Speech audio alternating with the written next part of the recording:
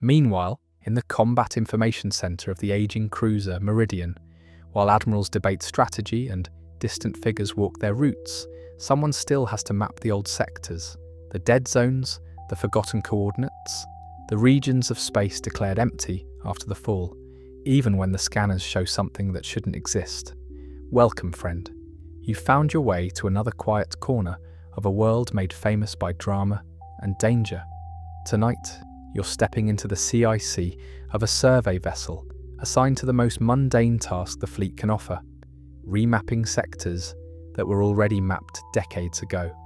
Here, while Battlestars patrol and Vipers fly combat patrols, you're mainly concerned with whether your navigation console will finish processing another grid square before your shift ends. In a fleet held together by protocol and exhaustion, small tasks become the framework that prevents everything from falling apart. Discovery isn't loud in forgotten sectors, it's quiet, blinking on a screen that nobody important is watching. So before we begin, take a moment to like this video and subscribe. Let me know in the comments where you're listening from tonight. It helps me know who's keeping me company during these quiet hours. Now get comfortable, let the hum of ship systems surround you, and allow the small, steady rhythms of navigation plotting to guide you gently toward rest.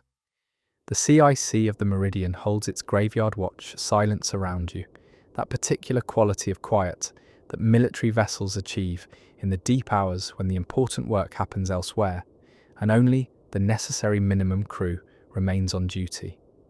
300 hours, Zorlo 300 in the military time that's become as natural as breathing, and the Combat Information Center of this aging Mercury-class survey cruiser feels more like a library than a command facility. Your station is portside forward, Navigation Console 4, which sounds more impressive than it actually is given that the Meridian only has 4 navigation stations total, and yours is the least important of the 4. The other 3 handle actual navigation, course plotting, jump calculations, fleet position coordination. Console 4 handles historical mapping verification, which is the military's elaborate way of saying, check to make sure old navigation data is still accurate, and which mostly means confirming that stars are still where they were 50 years ago when someone last bothered to look. The console itself is old, even by post-fall standards, with physical buttons that click when pressed and display screens that show a faint green tint because something in the color calibration failed years ago and nobody's bothered to repair it. The ergonomics are terrible. The chair sits too low for the desk height, forcing you to hunch slightly, and the keyboard placement requires your arms to extend at an angle that produces shoulder ache after a few hours.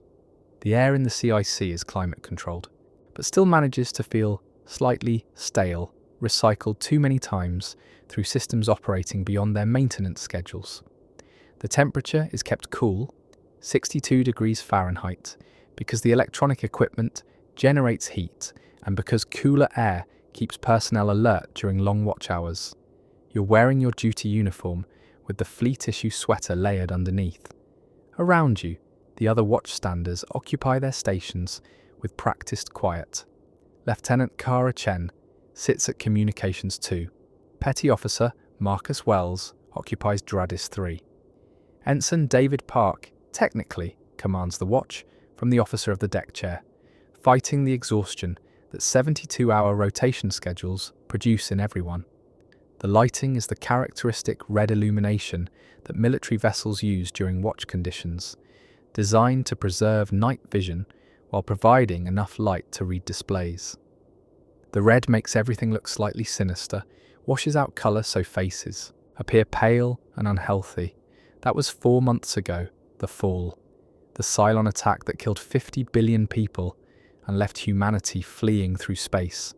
4 months of running, jumping, constantly moving, trying to stay ahead of pursuit while pretending the fleet is looking for Earth rather than just trying to survive until tomorrow. Your current assignment, Navigation Verification, Task NVT 2247, requires processing through 78 grid squares in Sector 447 Delta, comparing current scanner readings against historical navigation database records. The work is mind-numbingly boring, but oddly meditative, requiring just enough attention that your mind doesn't wander completely. The current grid square, 4047 Delta 93, contains 17 catalogued stellar objects, according to historical records. The navigation computer has been processing for 20 minutes. Your screen shows the progress bar at 76% complete, which means roughly 5 more minutes before results populate. While the computer works, you allow yourself the luxury of not actively monitoring.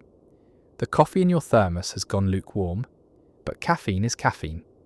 The thermos is personal property, shows 4 months of constant use. It was a gift from your mother before you left for academy training 3 years ago, back when the colonies still existed and family was a place you could visit, rather than a memory you carried. Your mother is dead. Probably, almost certainly. She lived on Caprica in Delphi, working as a mathematics instructor. When the Cylons attacked, you were aboard the Meridian 4 jumps away. By the time you got news, the planet was already burning. You don't think about her most of the time. Can't think about her because thinking means processing trauma you don't have capacity for. The thermos is all you have of her now. That and memories locked away where they can't interfere with duty. The progress bar completes, 100%. The navigation computer chimes softly. You set down the thermos and focus on the screen where comparison results are populating. Grid square 4447 Delta 93 contains 17 stellar objects. The computer has matched 16 to historical records with acceptable accuracy. But the 17th object shows a discrepancy flag. You call up the detailed comparison screen. The flagged object is designated HSR 4 UR Detail 17 in the historical record. Historical record entry, object HSR 4 D917, classification, none, empty space. Position 447 Delta 9, coordinates 457 392 870 by 0944412223 by 117.882 Survey date, colonial year 2314, 42 years ago. Survey notes, empty coordinate, no stellar objects detected. The historical record says this coordinate should be empty space, but your current scanner data shows something different. Current scanner data, object, detected, classification, unknown, requiring analysis, position, 447 Delta 9, coordinates, 47.392819 by 009.41.221 by 171.82.534, spectral data, variable signal detected. Detection, intermittent, period approximately 47 seconds. Signal strength, faint near threshold of detection capability. Your chest tightens slightly. The coordinates match to within decimal points. But 42 years ago, that coordinate contained nothing. Now your scanner is detecting something that blinks, something that appears and disappears with regular periodicity. You check scanner calibration logs automatically. Everything looks good, no drift, no errors. You cross-reference against DRADIS 3, but that system focuses on the fleet's immediate vicinity, not coordinates 4 light-years away. The coffee in your thermos has gone completely cold now. You drink it anyway. The bitterness helps you focus. The obvious explanation is scanner noise, random interference misinterpreted as an actual object. Happens sometimes with older equipment. Proper procedure is to document it as probable scanner artifact and move on. But something about the periodicity bothers you. 47 seconds between detections. That's too regular to be random noise. Natural phenomena that pulse are usually much faster, milliseconds for pulsars, or much slower, days or weeks for variable stars. 47 seconds is weird. Meanwhile, somewhere 4 light-years away, something continues its patient pulse into the void, unaware that after all this time, someone is finally paying attention. You initiate a focus scan, directing Console 4's navigation array to concentrate on that specific position and collect more detailed data. The scan will take approximately 5 minutes. While the scan runs, you shift your weight, encouraging circulation in your numb leg. The movement draws a brief glance from Ensign Park. You give him a slight head shake. Nothing important, everything fine. and he returns to his 1,000-yard stare. The CIC's background sounds continue their white noise symphony. Ventilation cycling, equipment humming, occasional soft beeps from automated systems. The fleet-wide comm carries brief transmissions. Viper 263, continue patrol pattern Delta 4, acknowledge. Your focused scan completes with another soft chime. The results populate on your screen, and now you're definitely confused because the data is clearly showing something real. The object, whatever it is definitely there.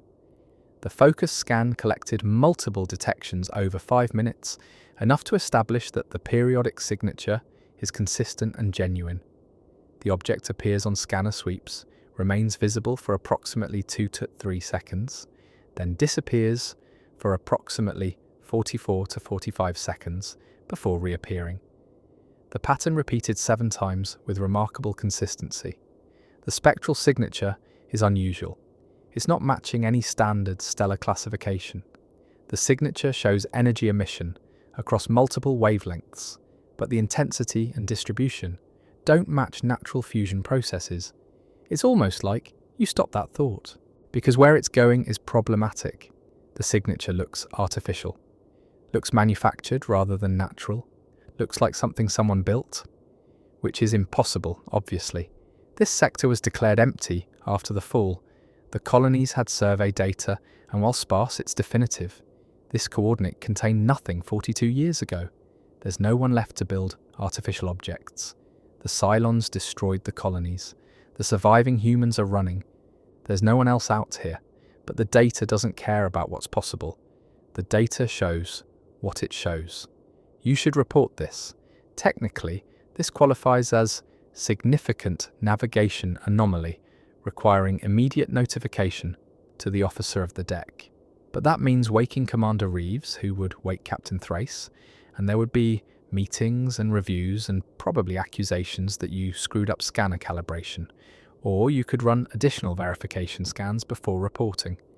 Make absolutely certain before disturbing the chain of command with something that sounds crazy. Gather enough data to present solid evidence rather than preliminary findings. The decision takes 3 seconds.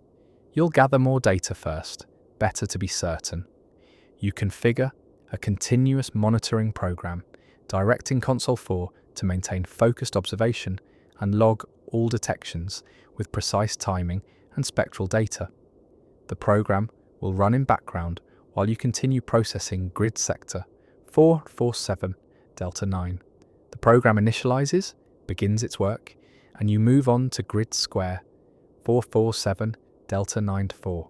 But part of your mind remains fixed on that blinking coordinate, on that signal that shouldn't exist, on the possibility that you've just discovered something that might actually matter.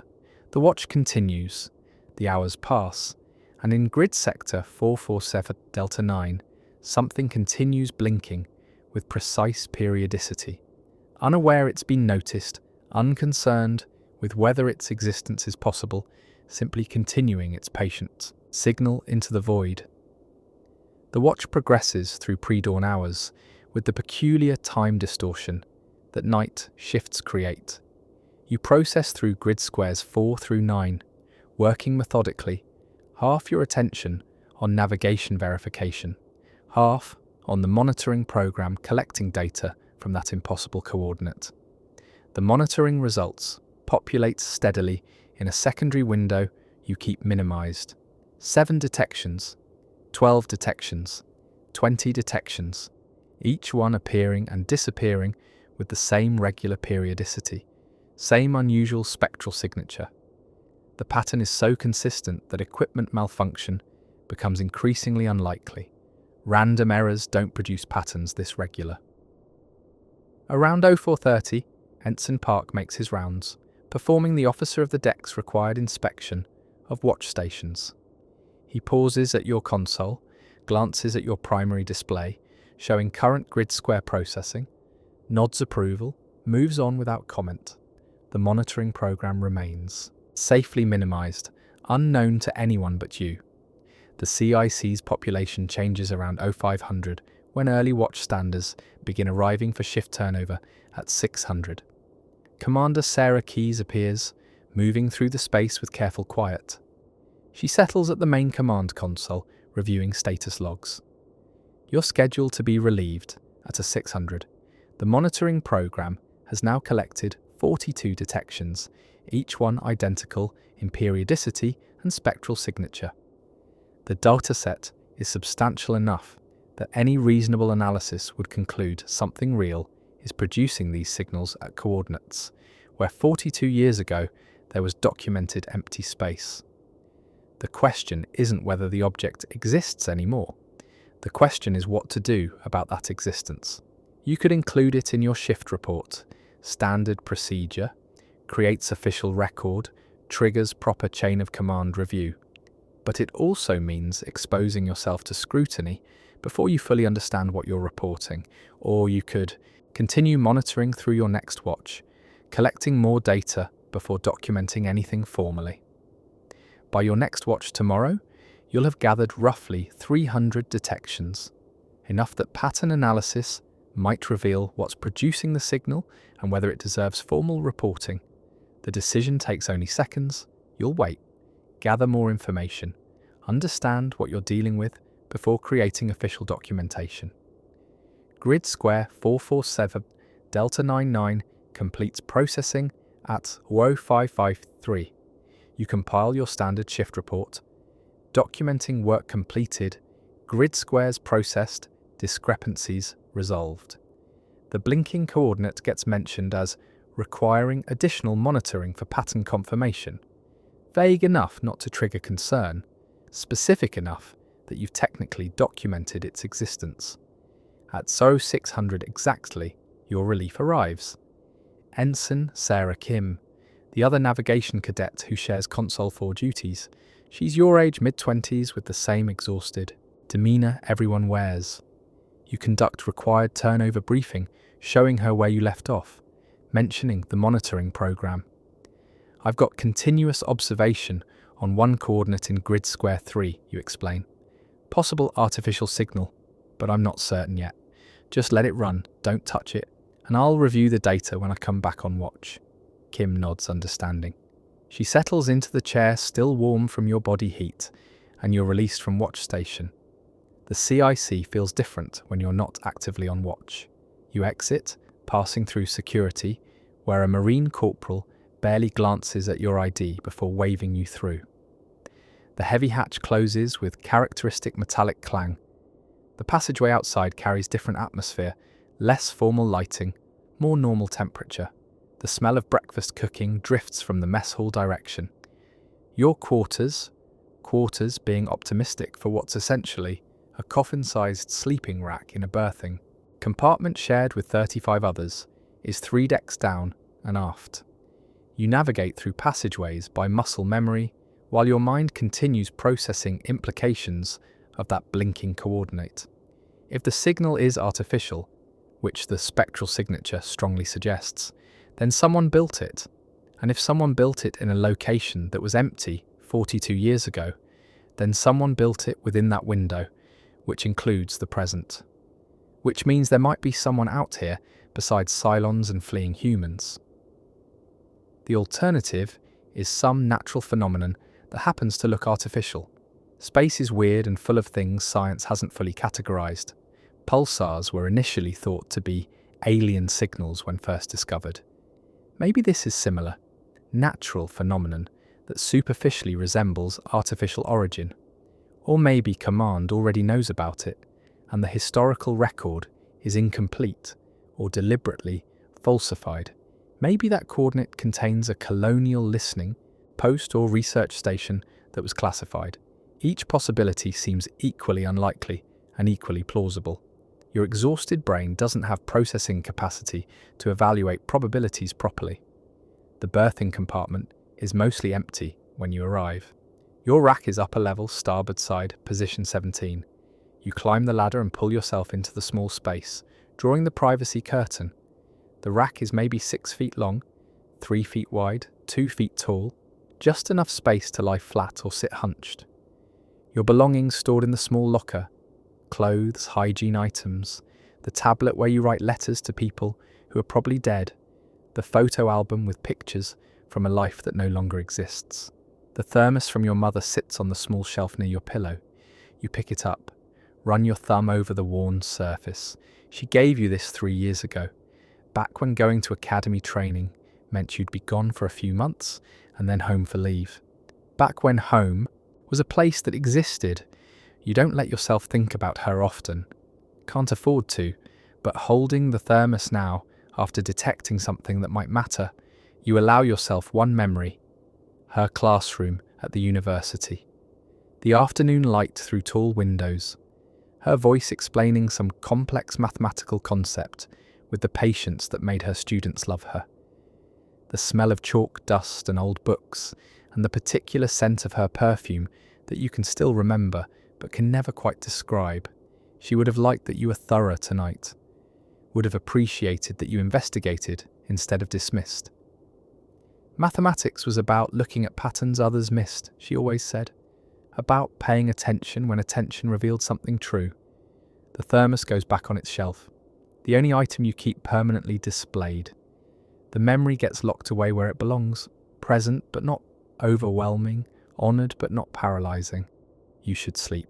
Your body desperately needs rest after the 6-hour watch, and you've got another duty assignment at 1300.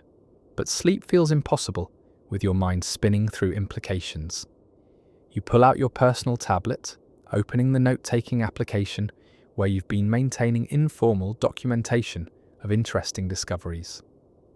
Most entries are mundane, stars with unusual spectra, position variances, database errors. But this entry will be different. You type quickly, documenting everything while details are fresh.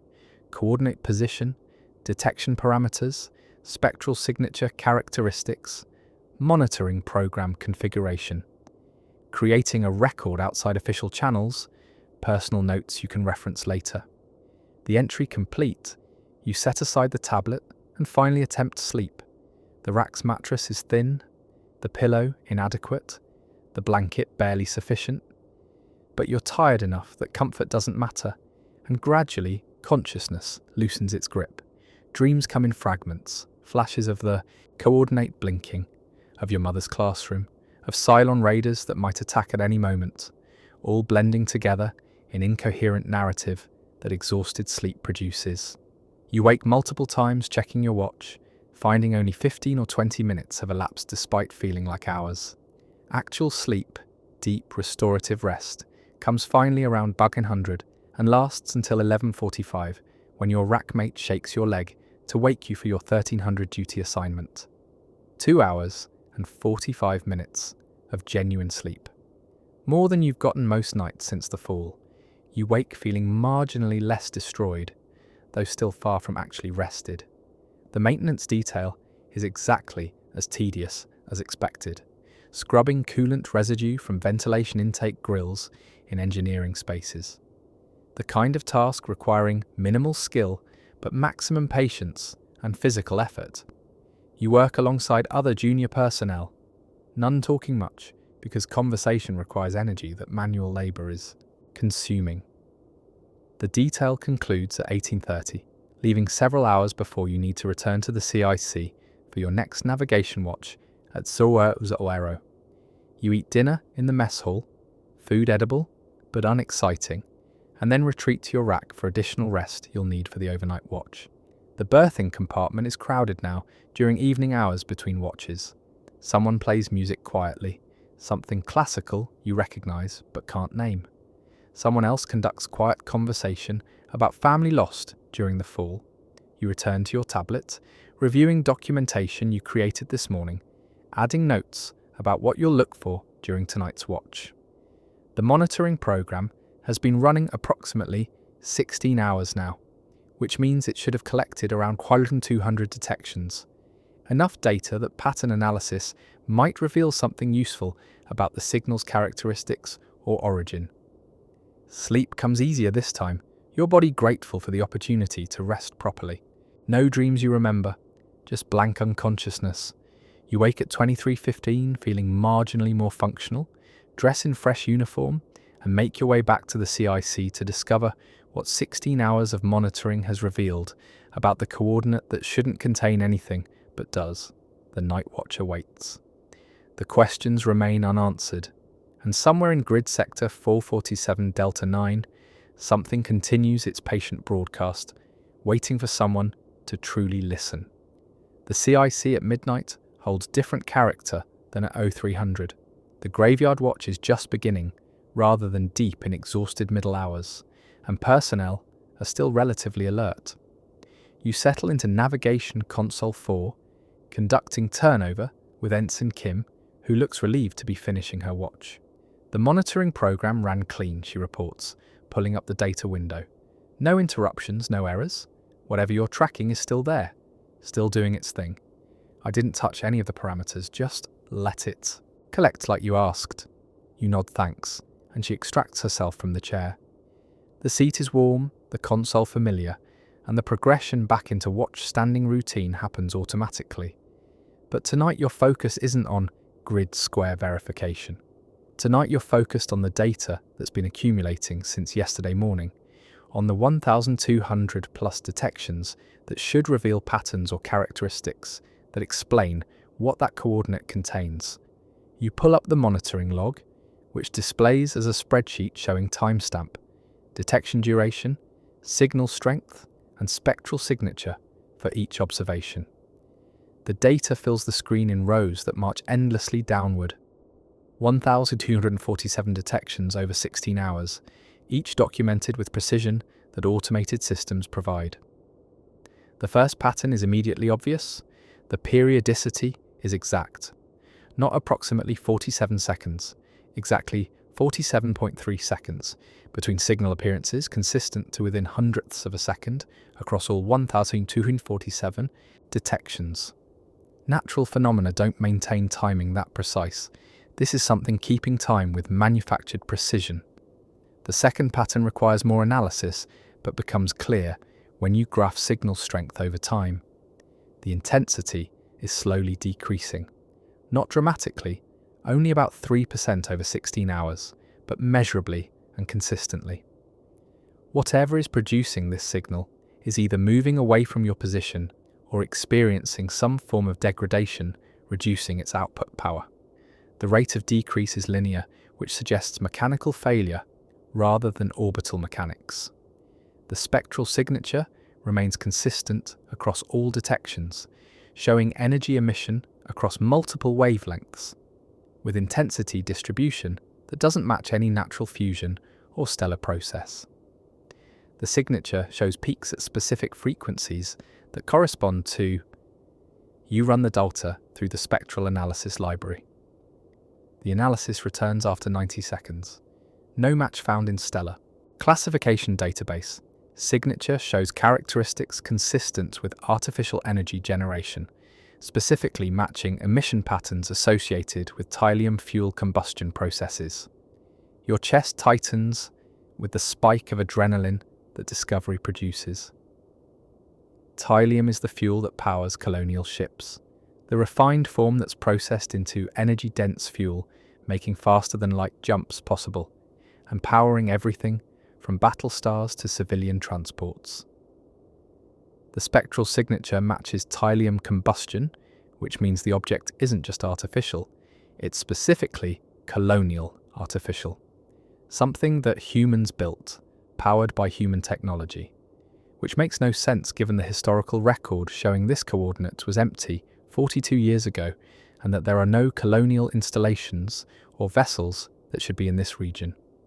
The fleet is the only colonial presence remaining after the fall, and the fleet is hundreds of light years away, moving in a completely different direction, unless it's not current, unless what you're detecting is old, a derelict, something left behind from before the fall, something that's been drifting through space for weeks or months or years, still broadcasting on automated systems that continue functioning long after their crew is dead or departed. The deteriorating signal strength supports that interpretation. A derelict with failing power systems would show exactly this pattern. Automated systems continuing to function while fuel reserves slowly deplete, signal strength gradually declining as power generation decreases. But if it's a derelict Why wasn't it detected during the original survey 42 years ago? Ships don't just appear in space. They travel from somewhere to somewhere else, unless it jumped there. FTL jumps don't follow normal physics.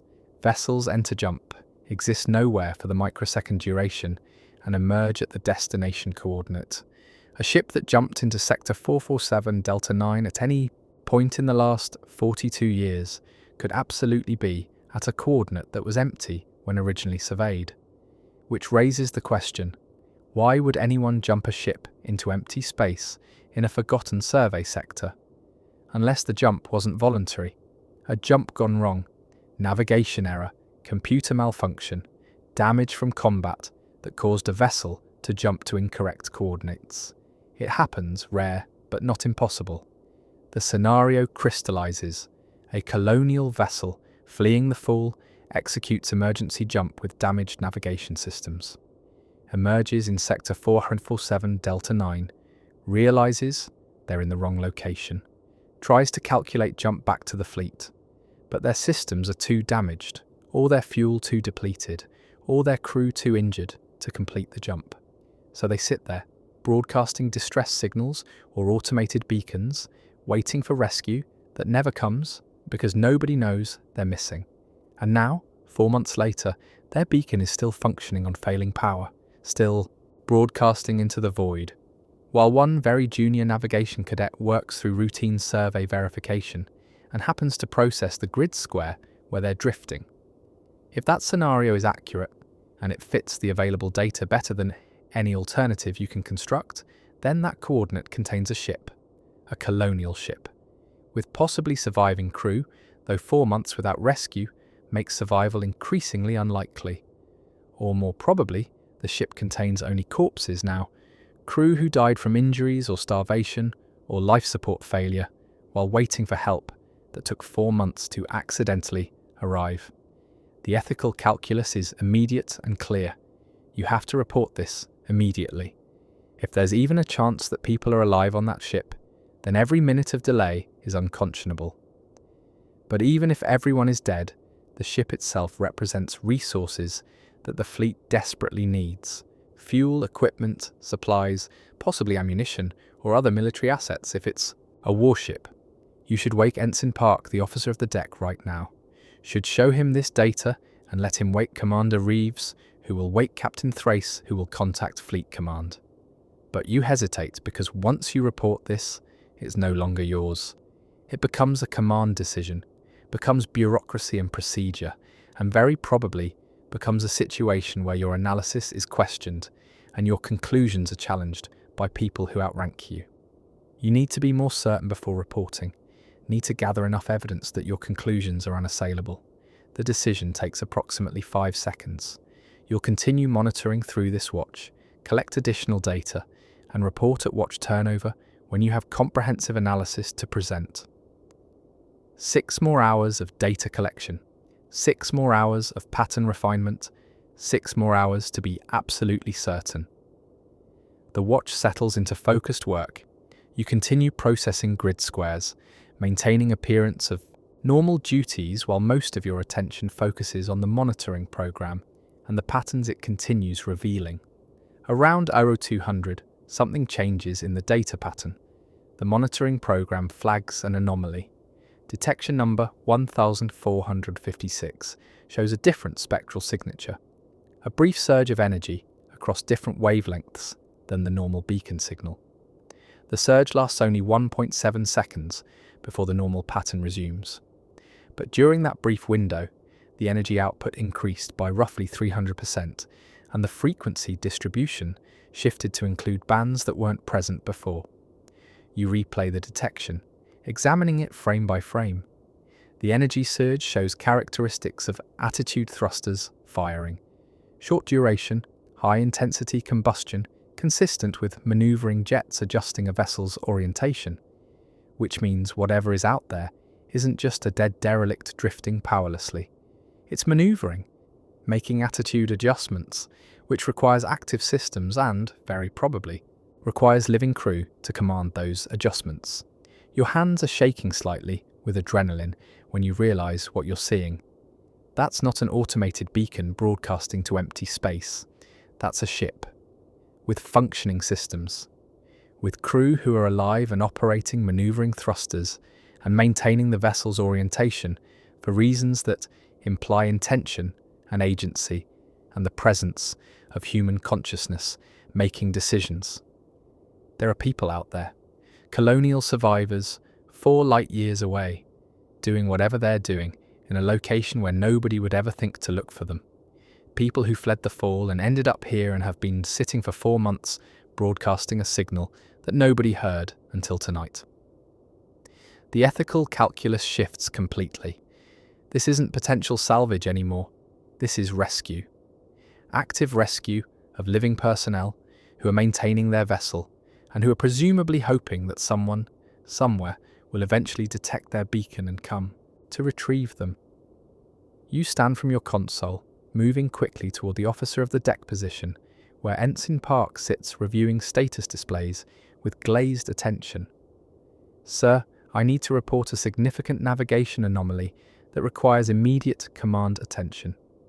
Park blinks, processing your words through exhaustion, recognizing that you're using formal reporting language, which means this is actually important. "Explain." You pull up the monitoring data on his console, showing him the detections, the spectral signature analysis, the attitude thruster firing that just occurred. Your explanation is concise but comprehensive. The coordinate that should be empty, the periodic signal with thallium combustion characteristics, the deteriorating power suggesting a damaged vessel, and most importantly, the recent maneuvering that indicates active crew. You're saying there's a colonial ship 4 light years from our current position? Park's skepticism is clear, but so is recognition that he can't dismiss this without investigation. "Yes, sir. Based on signal characteristics and the recent maneuvering, I assess a high probability that we're detecting a derelict or damaged colonial vessel with surviving crew. The vessel appears to be broadcasting a beacon, possibly a distress signal, and is making occasional attitude adjustments consistent with active systems operation." Park studies the data for perhaps 30 seconds, his exhaustion-fogged mind working through implications. "I need to wake Commander Reeves. You stay at your console and continue monitoring.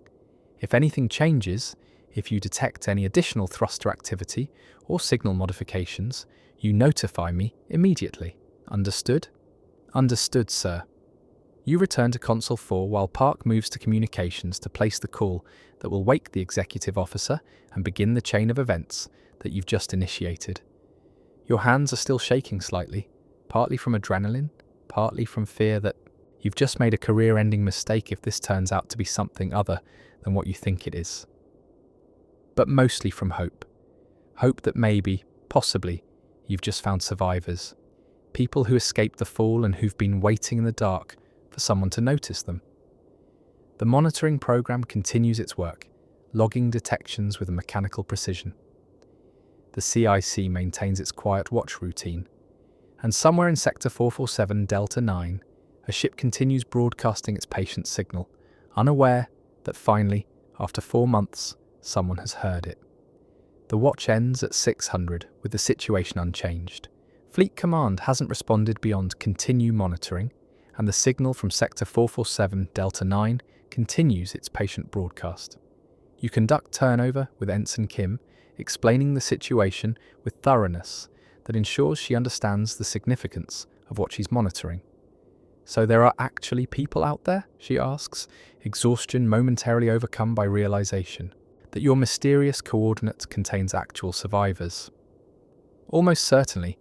The attitude thruster firing indicates active systems operation, and inactive systems don't adjust orientation without crew commanding them to do so.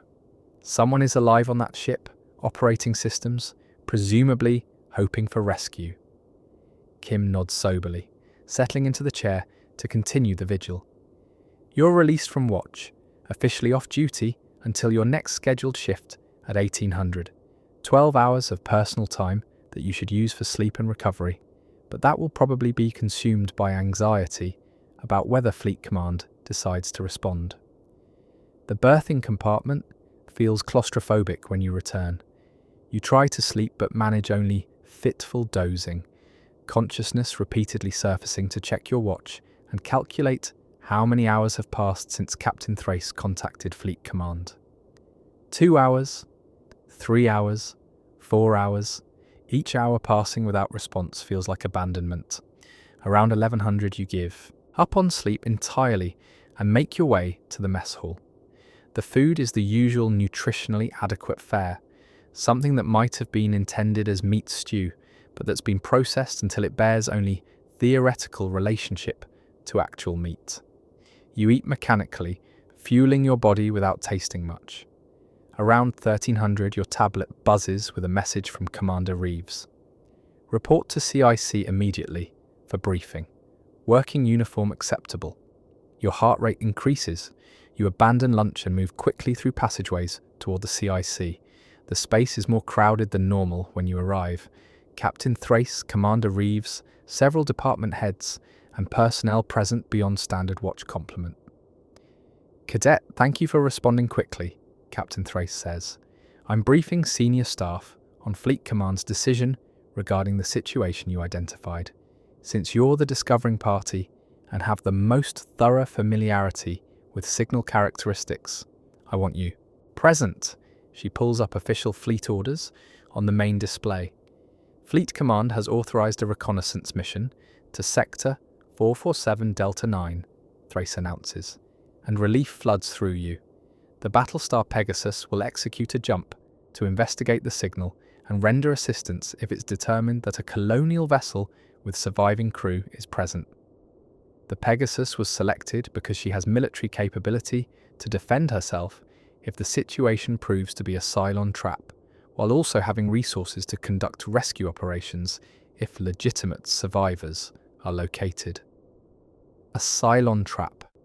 You hadn't considered that possibility, that the signal might be bait, Cylon deception designed to lure colonial vessels into ambush, but of course Fleet Command would consider it. The Pegasus's reconnaissance is scheduled to occur in approximately 6 hours, Thrace continues. We'll maintain continuous monitoring and provide real-time updates to Pegasus if signal characteristics change before they arrive. 6 hours. That's the soonest the Pegasus can respond? 6 more hours for whoever is on that ship to continue waiting, to continue depleting their failing power, to continue hoping that their signal is being received. Our role is to continue monitoring and provide support data, Thrace says.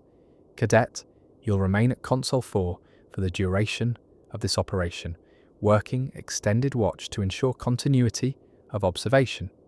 Consider yourself on special duty assignment until the situation is resolved. Yes, ma'am. I'm ready to return to monitoring immediately. The briefing dissolves, and you move to relieve Ensign Kim at Console 4.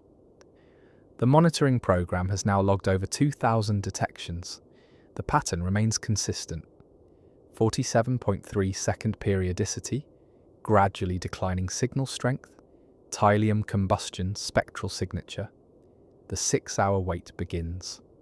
You maintain focused observation, documenting every detection, noting continuing power degradation, watching for any changes that might indicate the situation is deteriorating. Around 1600, Kim returns to relieve you for scheduled meal break. You resist initially, but Commander Reeves intervenes to order you to take proper breaks. You're no good to anyone if you collapse from exhaustion. Eat, use the head, stretch your legs. The mess hall food is even less appealing at 1600, but you eat anyway. The meal period passes in distraction, your mind focused on the CIC rather than the food. 1700 passes, 1800 arrives with your normal watch schedule. The CIC transitions from day to evening watch, but Console 4 maintains continuity, you remaining at your station. 1900, the signal continues. The power degradation progresses. Nothing changes, except slow accumulation of time. At 1947, the monitoring program flags another anomaly, a second attitude thruster firing, similar to the first detected in early morning hours. The energy surge lasts 2.1 seconds, showing characteristic spectral signature of maneuvering. Thrusters adjusting vessel orientation. Someone is actively controlling that vessel, making deliberate adjustments. You report the detection immediately. Commander Reeves relays it to communications for transmission to Pegasus. The information confirms what everyone hoped.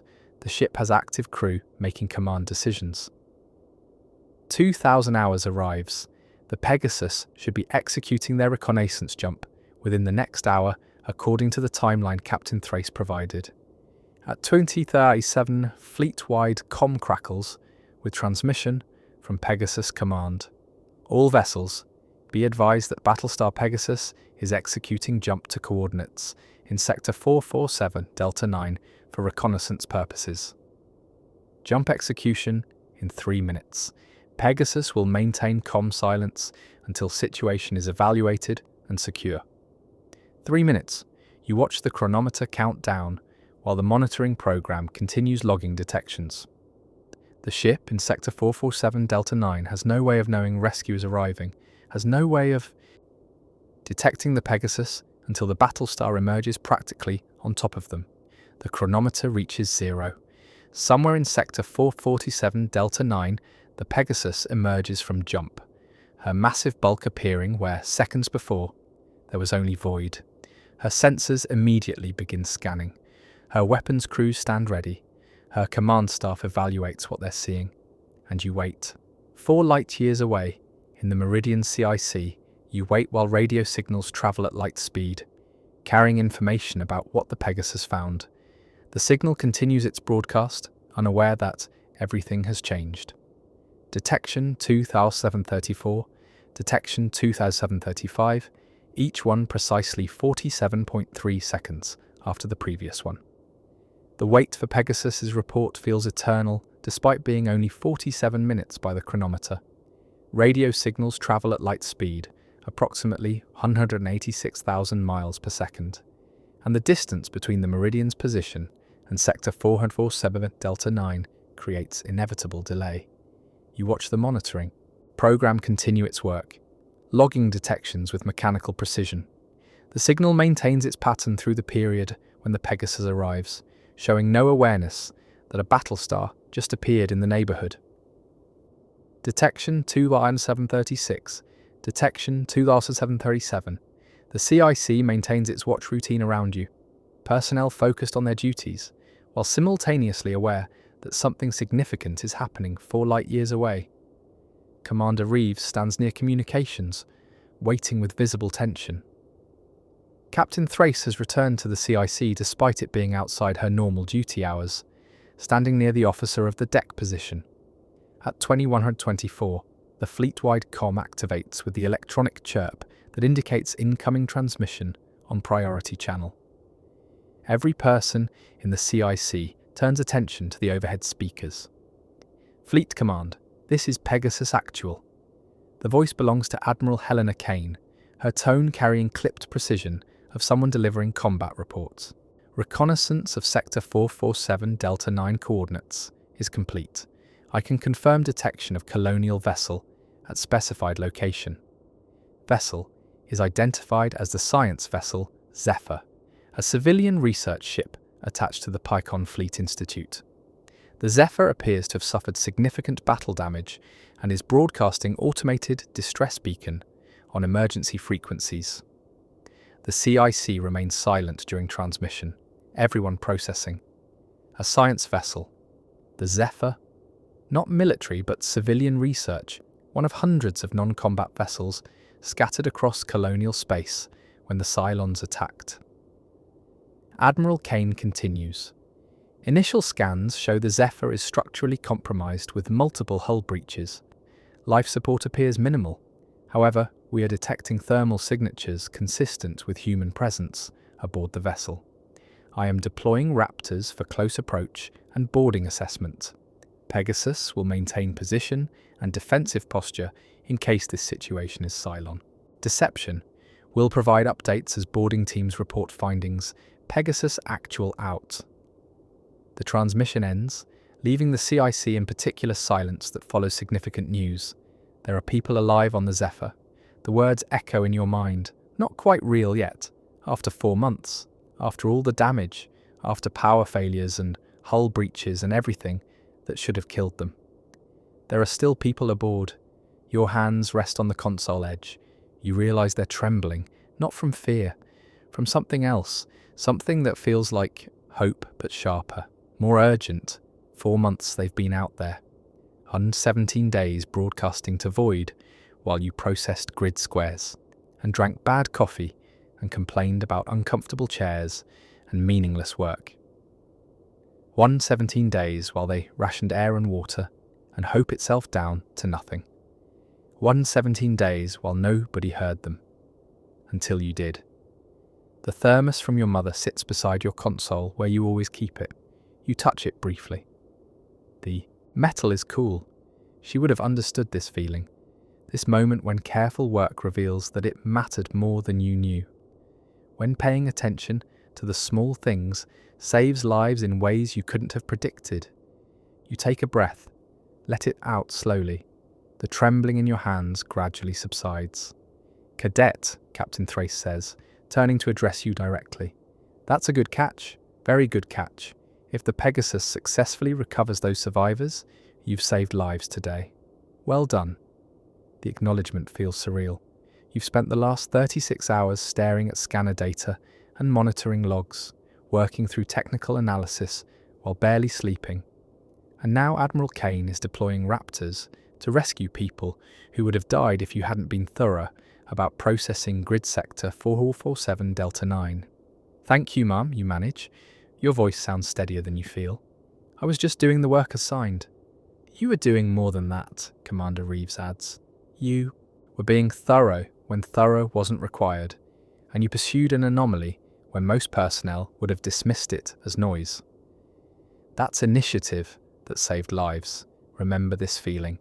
This is why the work matters." The monitoring program continues logging detections.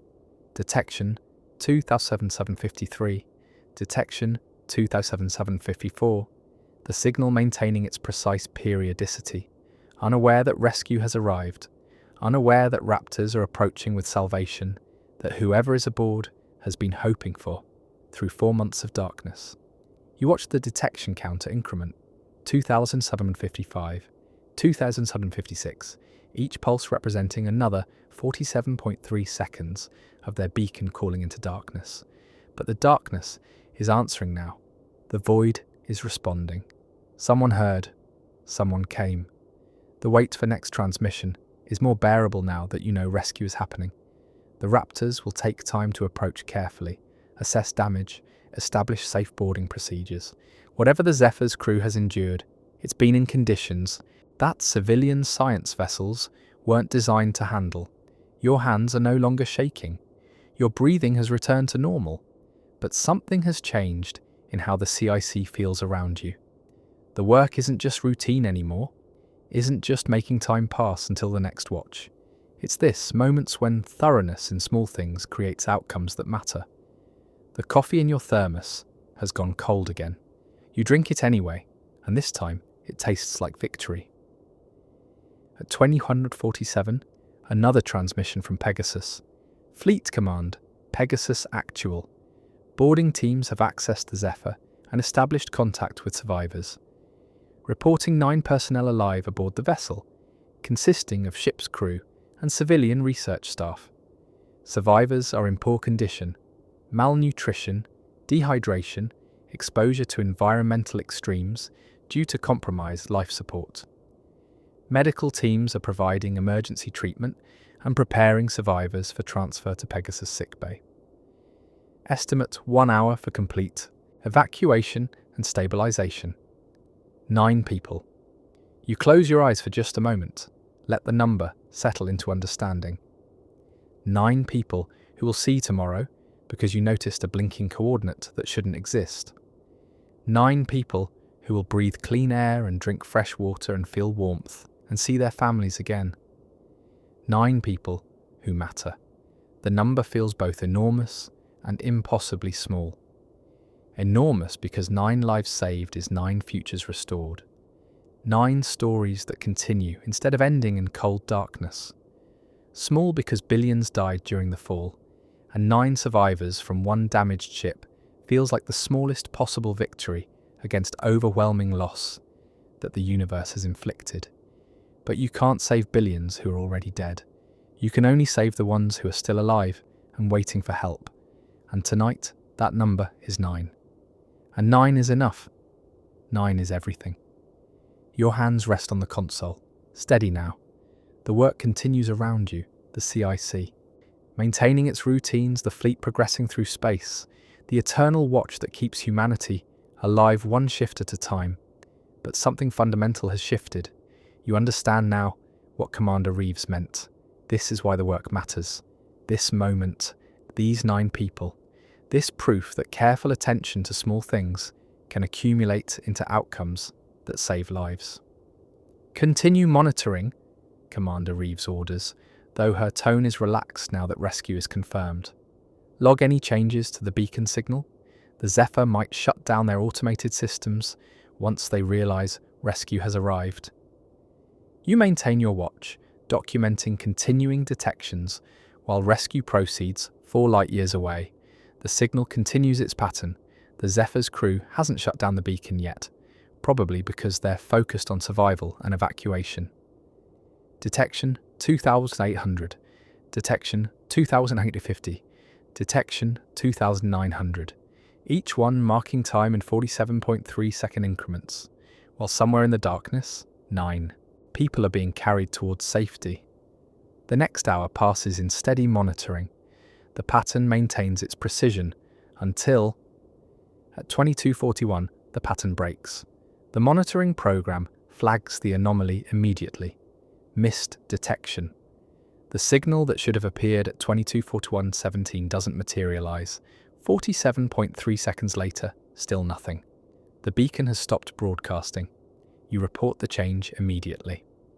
Commander, the beacon signal from the Zephyr has ceased. Last detection at 22:40:29. No subsequent transmissions detected. Acknowledged, Reeves responds. Probably means boarding teams have shut down automated systems as part of evacuation procedures. Keep monitoring in case it resumes. The end of the signal feels anticlimactic after 36 hours of continuous observation. The monitoring program continues scanning, searching for the periodic pulse that defined your work, finding only silence now. The Zephyr has stopped broadcasting because the Zephyr no longer needs to broadcast. Rescue has arrived. Survivors are being evacuated. At 23:09, final transmission from Pegasus. Fleet Command, Pegasus Actual. Evacuation of Zephyr survivors is complete. 9 personnel successfully transferred to Pegasus sickbay and receiving medical treatment. All survivors are expected to recover with proper care and nutrition. The Zephyr itself is unsalvageable. Too much structural damage, too many critical systems failed. We're setting demolition charges to prevent the wreck from becoming navigational hazard. Pegasus will return to fleet position immediately following demolition. Recommend that civilian science staff be debriefed regarding their research activities. They claim to have data that might be strategically relevant. Pegasus, actual out. And that's it. The situation is resolved. 9 people rescued from a damaged science vessel, drifting in empty space, broadcasting a beacon that almost nobody would have noticed if routine navigation verification hadn't happened to process that specific grid square during graveyard watch when one particular cadet was thorough enough to investigate an anomaly. The Zephyr will be demolished, reduced to debris too small to pose collision hazard. Whatever research those civilian scientists were conducting will be preserved only in whatever data they manage to maintain. The ship itself will cease to exist, but 9 people will live. 9 people will rejoin the fleet, will contribute to humanity's survival, will have futures that extend beyond slowly dying in a damaged ship while broadcasting to void. Because a navigation cadet was thorough. Because Fleet Command authorized investigation. Because the Pegasus responded. Cadet, Captain Thrace says, I'm submitting commendation for your personnel file. Your thoroughness and initiative directly resulted in saving 9 lives. That matters. In a universe that's taken so much from us, every life we save matters. Well done. The commendation should feel rewarding, should produce satisfaction or pride. But mostly, you just feel exhausted and relieved and slightly numb from 36 hours of focused attention. The adrenaline that sustained you is depleting rapidly now that the situation is resolved. Thank you, Ma'am. Permission to secure from special duty assignment and return to normal watch rotation. Granted. Get some rest, Cadet. You've earned it. You conduct turnover with Petty Officer Wells, who seems less than thrilled about having additional duties added before he can escape to his rack. But he accepts the assignment with stoicism that military personnel show when orders are orders. The path to berthing compartment feels longer than usual, your body dragging with exhaustion that's been accumulating since yesterday morning. The passageways are quiet during this late evening hour. Your rack welcomes you with its thin mattress and inadequate blanket. You strip down to your underlayer and collapse into the rack without bothering with normal pre-sleep routines. The privacy curtain gets drawn. The small reading light stays off. Sleep comes deep and dreamless, the kind of total unconsciousness that recovery requires. No dreams about blinking coordinates, or damaged ships, or people waiting for rescue. Just blank void of genuine rest. You wake 13 hours later, far longer than you intended, but apparently what your body required. The chronometer shows 1147 the next day. Your rackmate hasn't woken you, which suggests someone exempted you from normal duty rotation while you recovered. The berthing compartment is mostly empty during midday hours. You extract yourself from the rack with movements that feel rusty, from too much sleep rather than too little.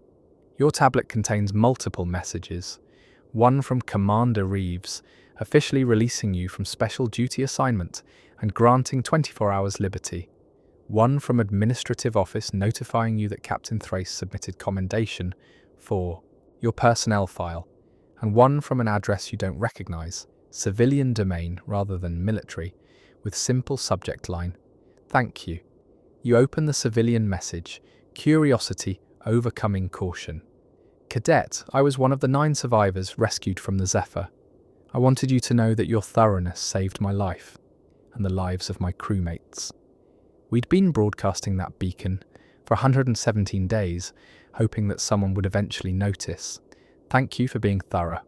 Thank you for investigating instead of dismissing. Thank you for giving me the chance to see my family again. I owe you everything. Dr. Gaius Baltar, Civilian Research Director, Zephyr Science Mission. The name means nothing to you, but the message means everything because it's confirmation that the work mattered, that those 9 people are real individuals with families and futures and lives that extend beyond abstract concept of survivors rescued. You save the message, preserving it in your tablets, archive where you keep things that matter. Then you make your way to the mess hall for the first proper meal you've had in 2 days. You take your first bite. The food tastes like cardboard as always, but today it tastes like victory too. Small victory, quiet victory. The kind that happens at navigation consoles during graveyard watch, when someone is thorough enough to investigate the things others would dismiss. Your mother's thermos sits on the table beside your tray. You picked it up from your rack without really thinking about it. The metal is warm from your hand. She would have been proud of this. Not the commendation or recognition. She never cared much about official accolades, but the thoroughness, the attention to detail, the choice to investigate when investigation wasn't required but turned out to matter anyway. You raise the thermos slightly, a private toast to someone who'll never know what her gift helped accomplish, to the mathematics teacher on Caprica who taught you that patterns matter and that paying attention reveals truth. Then you drink the cold coffee and return to your meal. The conversation around you is a normal mix of complaints and gossip. Nobody asks about the Zephyr or the rescue, or your role in it, but you know. you know that thorough work matters. You know that investigating anomalies instead of dismissing them can mean the difference between life and death. Grid Sector 447 Delta 9 will go back to being empty now that the Zephyr has been demolished. Future navigation verification will process through those coordinates and find nothing, just void between stars, just empty space. But for 117 days, that coordinate contained hope, contained 9 people maintaining a beacon and waiting for rescue, contained possibility that someone, somewhere, would be thorough enough to notice a signal that shouldn't exist. And someone was thorough. You were thorough. And because of that thoroughness, 9 people are alive, who would otherwise be dead. The work mattered. In a universe that's systematically destroying everything that matters, the small, careful work of one navigation cadet processing routine verification data mattered enough to save 9 lives. You finish your meal and return to your rack during 24-hour liberty period, letting knowledge settle alongside exhaustion and relief. There are still duties to perform, watches to stand, grid sectors to verify. The Meridian continues its survey mission. Console 4 waits in the CIC, ready for your next watch. The monitoring program has been disabled now that the Zephyr situation is resolved, but navigation verification work continues. Sector 447 Delta 9 still has grid squares that haven't been processed. The work continues. The watches rotate. And somewhere in the fleet, 9 people are recovering from 4 months of isolation, telling their stories, sharing whatever research data they preserved. The 24-hour liberty passes in peculiar suspension that post-crisis recovery creates. You sleep more than you have in months, genuine deep sleep. You eat proper meals in the mess hall without rushing. You spend time in the observation deck, watching stars drift past. But mostly you think about the Zephyr and the 9 people who survived 4 months in a damaged ship. About Dr. Gaius Baltar's message thanking you for thoroughness. About the fact that routine navigation verification resulted in saving lives. The liberty period ends at 1200 the next day and you return to duty rotation. Your assigned duty is back at Console 4, normal navigation watch, processing the remainder of Sector 447 Delta 9's grid squares. But when you arrive at the CIC for your 1800 watch, Commander Reeves intercepts you. Cadet, change of plans. You're wanted in the conference room for debriefing. The civilian research staff from the Zephyr are being interviewed by intelligence personnel, and they specifically requested that you be present. The request is unusual enough to trigger mild anxiety. Ma'am, why would civilian researchers want a navigation cadet present for intelligence debriefing? Apparently, they have questions about how you detected their beacon, and they want to discuss the circumstances around your discovery. Fleet Intelligence wants your technical expertise available. Reeves's expression suggests she's as puzzled as you are. Conference Room 2 immediately. You make your way to Conference Room 2, located adjacent to the CIC. The room is small, maybe 15 feet square, with a conference table that seats 8 and display screens mounted on walls. 3 people are already present. One is Commander Sarah Keyes, the Meridian's intelligence officer. The other 2 are civilians wearing borrowed uniforms that survivors always wear when their own clothes have been destroyed. One civilian is a man maybe in his late 30s with particular pallor that comes from 4 months of inadequate nutrition. The other is a woman slightly older, showing similar signs of prolonged hardship. Both have careful movements of people who are still physically weak despite medical treatment. Cadet, thank you for joining us, Commander Keyes says formally. This is Dr. Gaius Baltar and Dr. Elena Rousseau, civilian research directors from the Zephyr. They've been providing information about their research mission and the circumstances that led to their vessel being damaged and stranded in Sector 447 Delta 9. Dr. Baltar, you wanted to speak with the cadet who detected your beacon. Baltar nods, expression showing what appears to be genuine gratitude mixed with curiosity. Yes, Commander. I wanted to meet the person whose thoroughness saved our lives, and I have questions about your detection methods that might be relevant to our research. He turns to address you directly. Your monitoring data showed our beacon maintaining precise 47.3 second periodicity. Can you tell me how you initially flagged that signal as significant rather than dismissing it as background noise? The question is technical rather than emotional.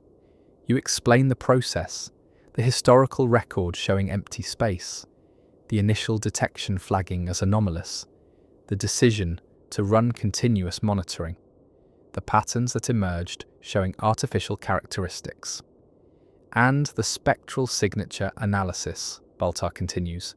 Your report mentions that you identified thallium combustion characteristics. That's sophisticated analysis for routine navigation work? What made you pursue that level of detail?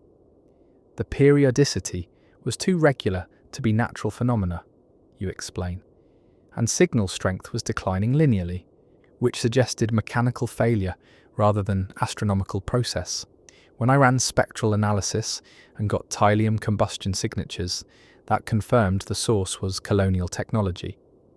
Baltar and Rousseau exchange glances that suggest this information is significant beyond simple technical interest. Commander, Baltar says, turning to address Keyes, this relates directly to what we've been explaining about our research mission. The Zephyr wasn't conducting standard survey work when the fall occurred. We were investigating spatial anomalies in Sector 447 Delta 9, specifically regions where our sensors were detecting signals that shouldn't exist according to standard astrophysical models. The words trigger recognition. Signals that shouldn't exist in coordinates that should be empty, you say slowly. Like the beacon I detected at coordinates that historical records showed contained nothing. Exactly, Baltar confirms. Except what we were detecting wasn't a beacon. It was something else.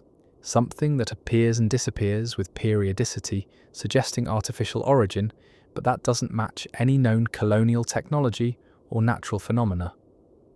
Commander Keyes leans forward with increased attention. Dr. Baltar, you mentioned this briefly during initial debriefing, but I need you to be more specific.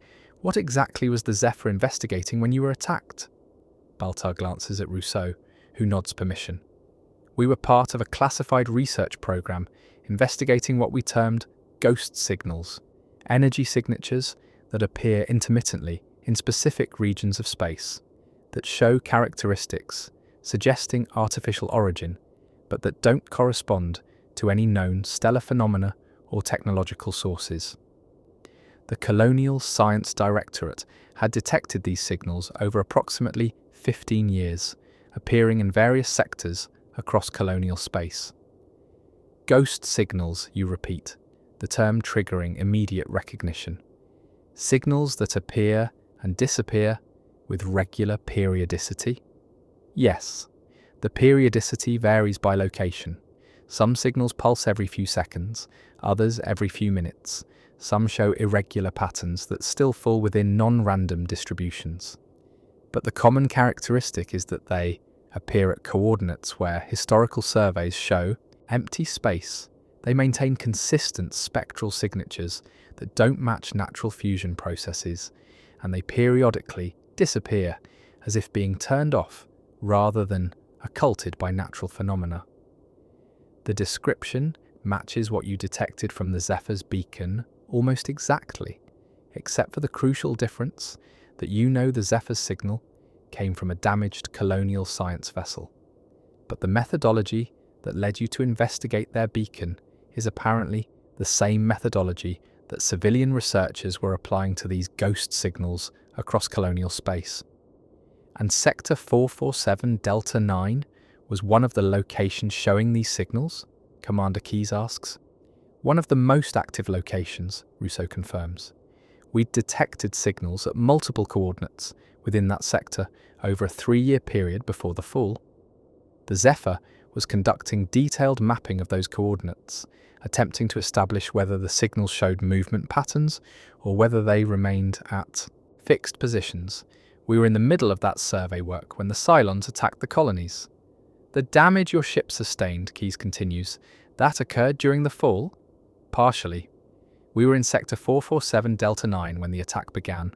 We received emergency transmissions from the colonies, realized evacuation was necessary, began calculating jump coordinates to reach the fleet. But before we could execute the jump, we were engaged by Cylon raiders. Our navigation systems were damaged, our FTL drive was degraded but still marginally functional. We executed emergency jump with whatever coordinates we could calculate, which brought us deeper into Sector 447 Delta 9 rather than toward the fleet. The scenario matches what you'd theorized. Vessel damage during the fall, executing emergency jump with malfunctioning systems, ending up in wrong location. And you've been broadcasting distress beacon for 4 months while waiting for rescue. We activated the beacon immediately. After realizing our FTL drive couldn't make another jump without repairs, we couldn't perform, Balta explains. We had minimal supplies, degraded life support, no way to contact the fleet because our communications array was destroyed. The beacon was our only option, broadcast continuously and hope someone would eventually detect it. 117 days, you say quietly. That's how long you broadcast before the Pegasus arrived. 117 days of slowly depleting resources while hoping our beacon was being received. Balta's expression shows strain those months created. We rationed everything: food, water, oxygen, power. We shut down every non-essential system to extend our supplies as long as possible. And we waited. The conference room holds silence while everyone processes implications. 4 months in a damaged ship with failing life support, not knowing if rescue would ever arrive. The research data you mentioned, Commander Keyes says, returning to technical matters. Fleet Command indicated you have information that might be strategically relevant. Does that relate to these ghost signals you were investigating? Baltar nods. We have comprehensive mapping data for Sector 447 Delta 9, showing locations and characteristics of multiple ghost signals detected over the 3-year survey period. We also have preliminary analysis suggesting that these signals might not be random phenomena, but might represent some form of coordinated network or communication system. That statement makes everyone in the room go very still. A coordinated network, communication system. Those terms in context of unidentified signals appearing across colonial space have only one immediate implication: possible Cylon activity. Commander, you say carefully, with respect, the signals Dr. Baltar is describing don't match known Cylon communication protocols. The spectral signatures don't match Cylon technology, and the locations don't correspond to Cylon tactical positions. Correct, Rousseau agrees. Whatever is generating these signals, it doesn't appear to be Cylon technology. The signatures are distinctly different, which raises the obvious question: if it's not colonial and not Cylon, what is it? The question hangs in the conference room like physical presence. What else could be out there? The 12 colonies knew about the Cylons, the synthetic beings they created who rebelled 40 years ago. But the Cylons were human-created technology, not alien civilization. There are no aliens, Commander Keyes says flatly, stating scientific consensus. Decades of space exploration, hundreds of surveyed systems, no evidence of extraterrestrial intelligence anywhere. These signals have to be colonial or Cylon in origin. That's what the Colonial Science Directorate concluded initially, Balta admits, that these had to be unknown colonial installations, classified military facilities or secret research stations not documented in civilian records. But we investigated that hypothesis thoroughly.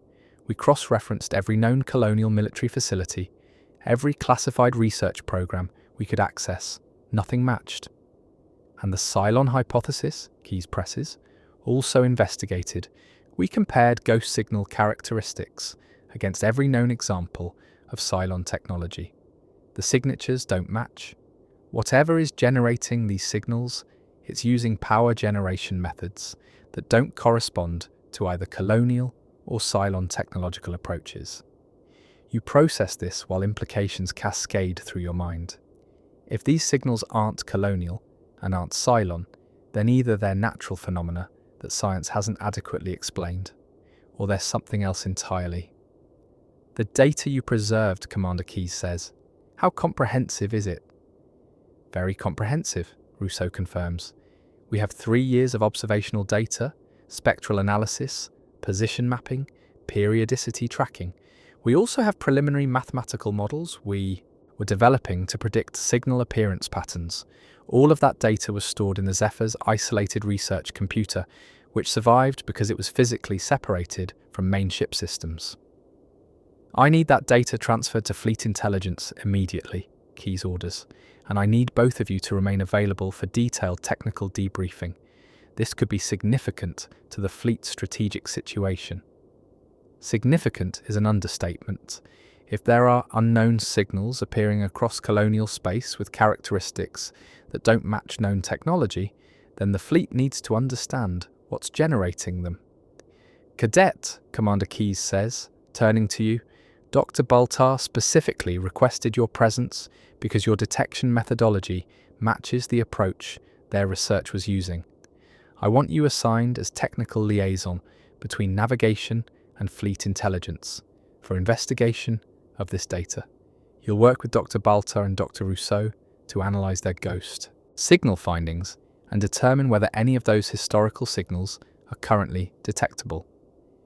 The assignment is both exciting and daunting. You're being pulled from routine navigation work to assist with investigation of potentially significant intelligence findings.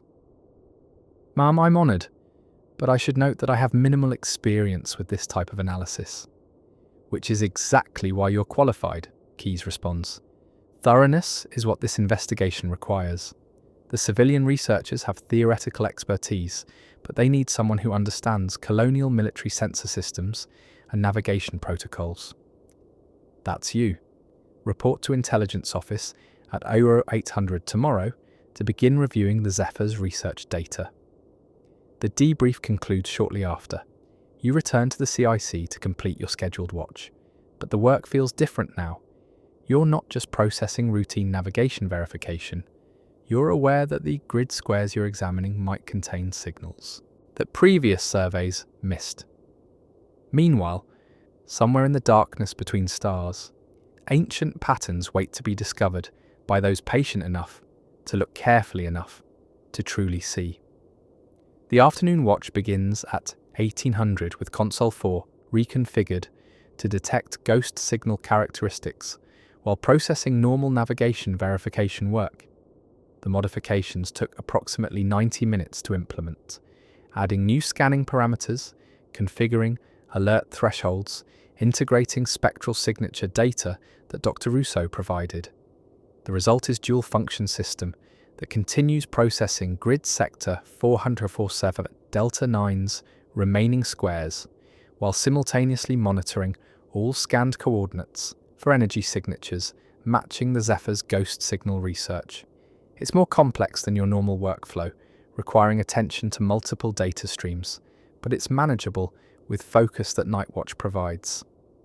The CIC settles into its evening patterns around you, the familiar hum of ventilation, the soft chirp of systems completing automated cycles, the quiet breathing of personnel maintaining vigilance.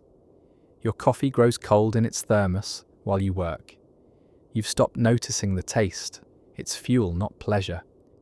The bitterness keeps you alert through hours when exhaustion whispers that good enough is sufficient. Meanwhile, across the fleet, other navigators process their own data, stand their own watches, maintain their own small corners of infrastructure that keeps humanity alive and moving through void. Ensign Park has the deck again. Lieutenant Chen monitors communications with practiced attention. Petty Officer Wells occupies Dradis 3, maintaining eternal vigilance. Grid Square 447 Delta 916 processes through your modified scanning system over course of 40 minutes.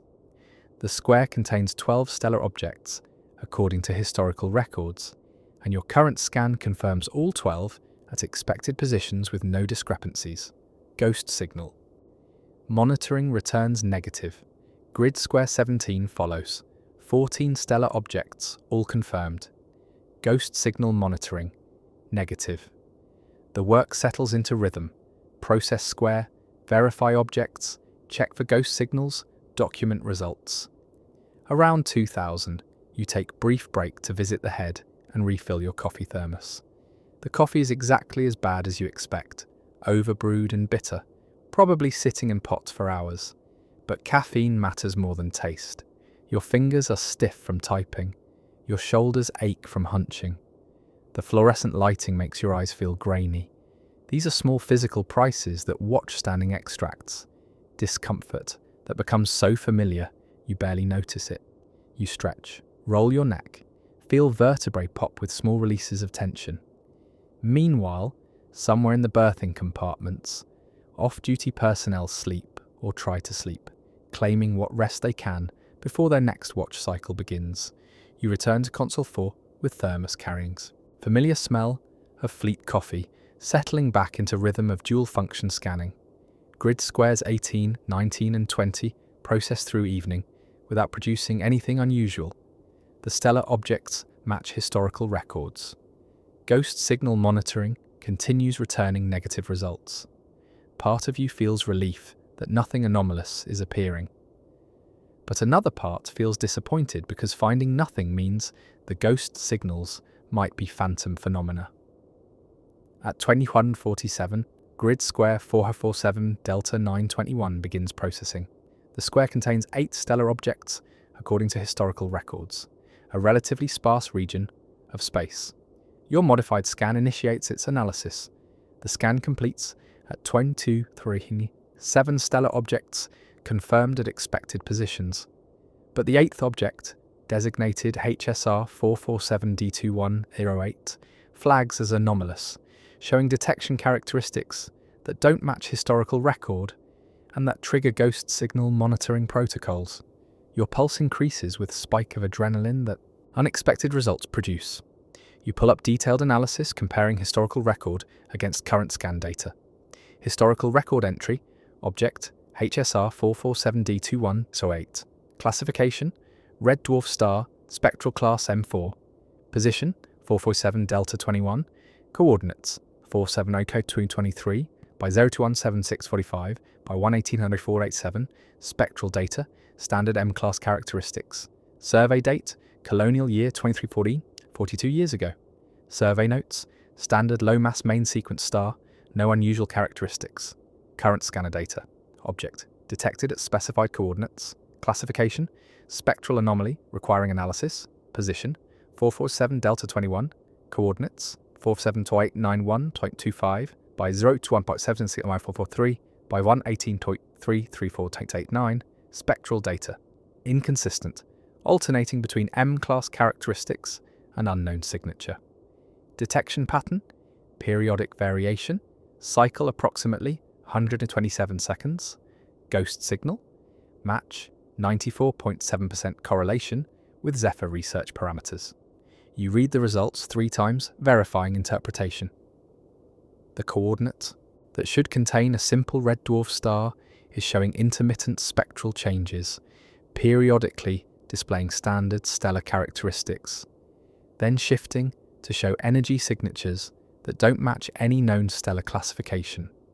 And the pattern matches ghost signal parameters with 94.7% correlation. The coordinate contains a star that's somehow changing its spectral signature on a 127-second cycle, which is impossible according to stellar physics. Stars don't change fundamental characteristics on timescales of seconds. Unless it's not the star that's changing. Unless something else is appearing at that coordinate periodically. Something that generates energy signatures strong enough to be detected alongside the red dwarf's normal output. Something that appears and disappears with precise timing. You need to report this immediately, but you also need to verify its genuine detection. You configure focused monitoring of coordinates, 447.891.225 by 021.756.443 by 180.34.889, directing Console 4's navigation array to concentrate on that specific position. The next detection arrives 127 seconds after you initiate monitoring. The spectral signature shifts from standard M-class red dwarf to anomalous pattern. The shift lasts approximately 8.3 seconds, during which energy output increases by roughly 40%. Then the signature returns to standard M-class characteristics as anomalous pattern disappears. Another 127 seconds. The pattern repeats with precision. Anomalous signature appears, maintains for 8.3 seconds, disappears. This is definitely one of the ghost signals. The periodicity, the spectral characteristics, the way it appears alongside normal stellar objects, everything matches patterns that Dr. Balter and Dr. Rousseau documented. You've found one. After processing 21 grid squares, after running modified scans for less than 4 hours, you've detected active ghost signal at coordinates that historical surveys catalogued as containing only a standard red dwarf star. The monitoring program has now collected 5 cycles when you make decision to report. 5 detections showing identical periodicity and spectral characteristics, sufficient data to demonstrate this is genuine phenomenon. You stand from your console and move to Ensign Park's position. Sir, I need to report significant finding from ghost signal monitoring. I've detected active anomalous signature at coordinates in grid square 21, showing characteristics that match the Zephyr research parameters with high correlation. Park processes your words, recognizing you're using formal reporting language again. Show me. You pull up monitoring data on his display, walking him through detections, spectral analysis, 127-second periodicity, correlation with ghost signal parameters. Park studies information carefully. You're certain this isn't equipment malfunction? As certain as I can be without independent verification, sir. The pattern is too consistent to be random. Noise, and it matches documented characteristics of ghost signals that civilian researchers have been tracking for 3 years. Park nods slowly, making decision with visible reluctance to disrupt Commander Reeves's evening. I need to inform the XO. Continue monitoring and document any changes. Park places the call to Commander Reeves while you return to Console 4. The detections accumulate, Cycle 6, Cycle 7, Cycle 8, each one maintaining same 127-second periodicity and 8.3-second duration. Commander Reeves arrives approximately 12 minutes later, looking considerably less pleased than during the Zephyr situation. The morning arrives too early, your rackmate shaking your leg at 07:30 to wake you for the 800 briefing that Commander Keyes scheduled. You extract yourself from sleep with difficulty, feeling accumulated fatigue of working extended hours on specialized projects while maintaining normal watch rotation. Your body protests the movement, muscles stiff from too many hours at the console, eyes gritty from insufficient sleep, the familiar weight of exhaustion that's become so constant you barely remember what rested feels like. You splash cold water on your face in the head. The shock helps marginally. Your reflection in the mirror shows someone older than your years. The lines around your eyes, the pallor of inadequate nutrition, the general worn quality that everyone in the fleet displays these days. The thermos goes with you to the briefing, still warm from the morning coffee you managed to grab, the small comfort of familiar weight in your hand. Meanwhile, across the ship, other personnel wake and prepare for their duties, each one carrying their own exhaustion, their own losses, their own reasons for continuing when continuation feels impossible. The intelligence office is crowded when you arrive, with more personnel present than the small space was designed to accommodate. Commander Keyes sits at the primary workstation, with Captain Thrace standing behind her. Dr. Balter and Dr. Rousseau occupy the other workstations, their displays showing what appears to be the ghost signal data you collected last night. 2 additional officers you don't recognize.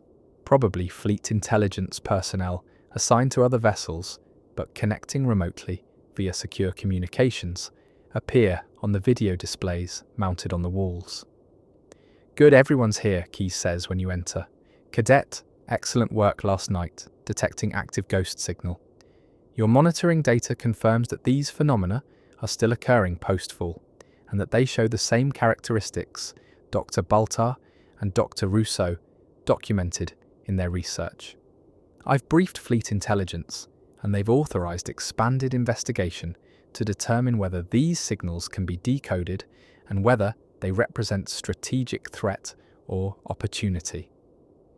One of the remote officers, a commander whose name tag reads Hoshi, speaks from the video display.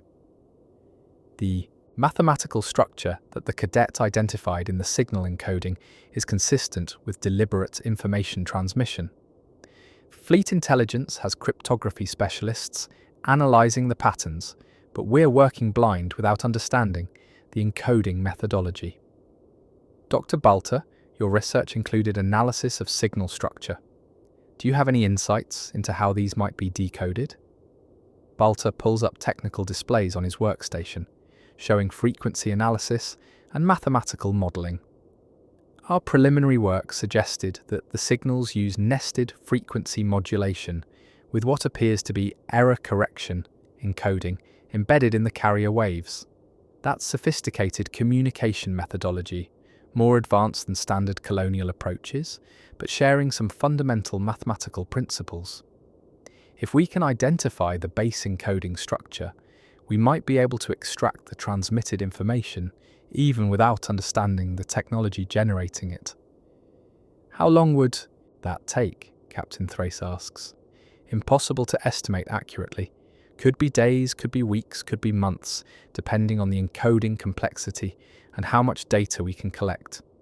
The more signals we detect and document, the more patterns we have to analyze, which improves our chances of identifying the encoding structure." Commander Hoshi nods understanding. Fleet Command is authorizing dedicated scanning resources for ghost signal detection and monitoring. Meridian, you'll continue your survey operations, but with priority focus on detecting and documenting these signals. Additionally, we're directing 2 other survey vessels, Aurora and Ceres, to begin similar scanning in their operational sectors. If these signals are as widespread as Dr. Balter's research suggests, we should be able to accumulate substantial data set relatively quickly.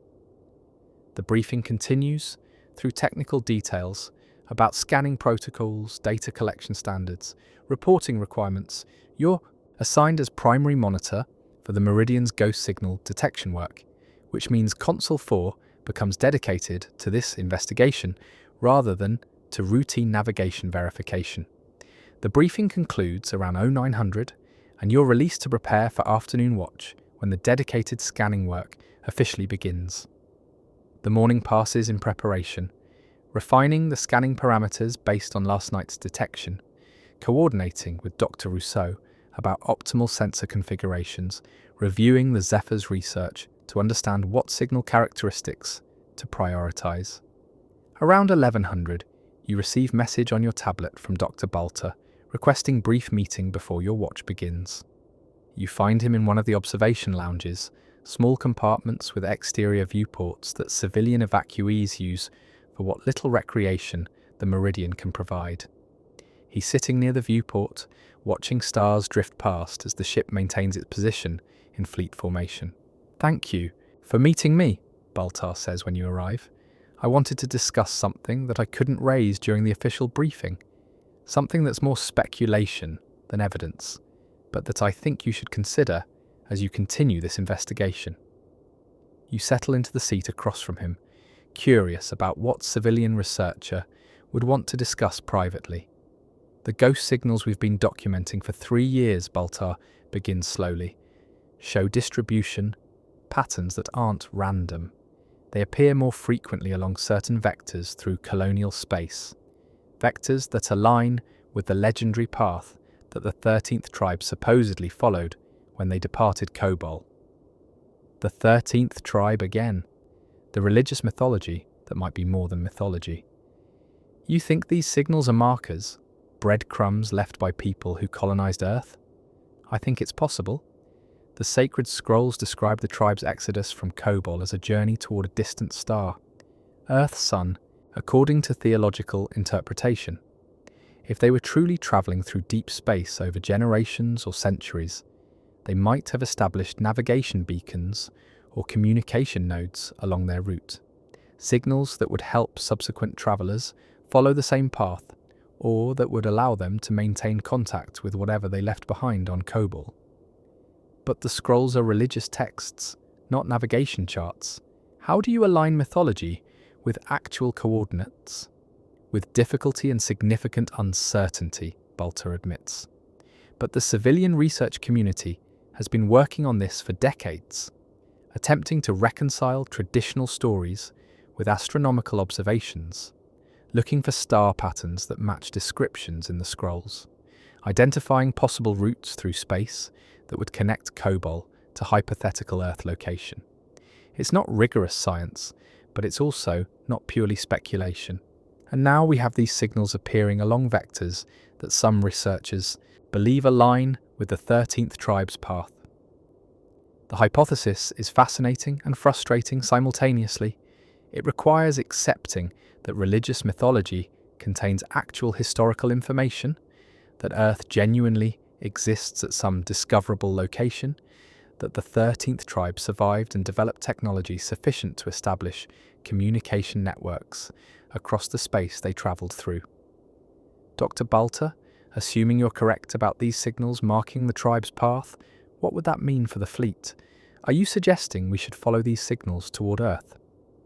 I'm suggesting that if these signals can be decoded, they might contain navigation information, coordinates, distances, directions, whatever the tribe wanted to communicate to anyone who might follow them. If we can extract that information, we might be able to chart course toward Earth with more confidence than just wandering through space hoping to stumble across it randomly. And if the signals aren't from the 13th tribe, if they're from Cylons or from something else entirely, then we'll discover that through the decoding process. But either way, we need to understand what these signals are communicating, because right now we're flying blind through space, fleeing Cylon pursuit with no clear destination and diminishing resources. If these signals offer any possibility of finding safe harbour, whether that's Earth or some other refuge, then we need to pursue that possibility, even if it requires accepting uncomfortable implications about our assumptions. The conversation continues for another 20 minutes, Balta sharing additional details about the theoretical work connecting ghost signals to 13th tribe mythology. The connection remains speculative, but his passion for the hypothesis is evident and somewhat contagious. By the time you leave to prepare for your watch, you're thinking about the ghost signals differently, not just as mysterious phenomena to document, but as possible guides toward destination that humanity desperately needs to find. The afternoon watch begins at 1800 with Console 4 fully configured for dedicated ghost signal detection. Your assignment is straightforward. Scan systematically through grid sector 447 Delta 9's remaining squares, documenting any ghost signal detections with comprehensive spectral analysis and timing data. But the possibility exists that any square might contain signals, might reveal patterns, might provide data that helps decode the transmissions and understand what they're communicating. Grid Square 22 processes first, showing 13 stellar objects, all matching historical records, no ghost signals detected. Square 23 follows, 9 objects, all normal, no anomalies.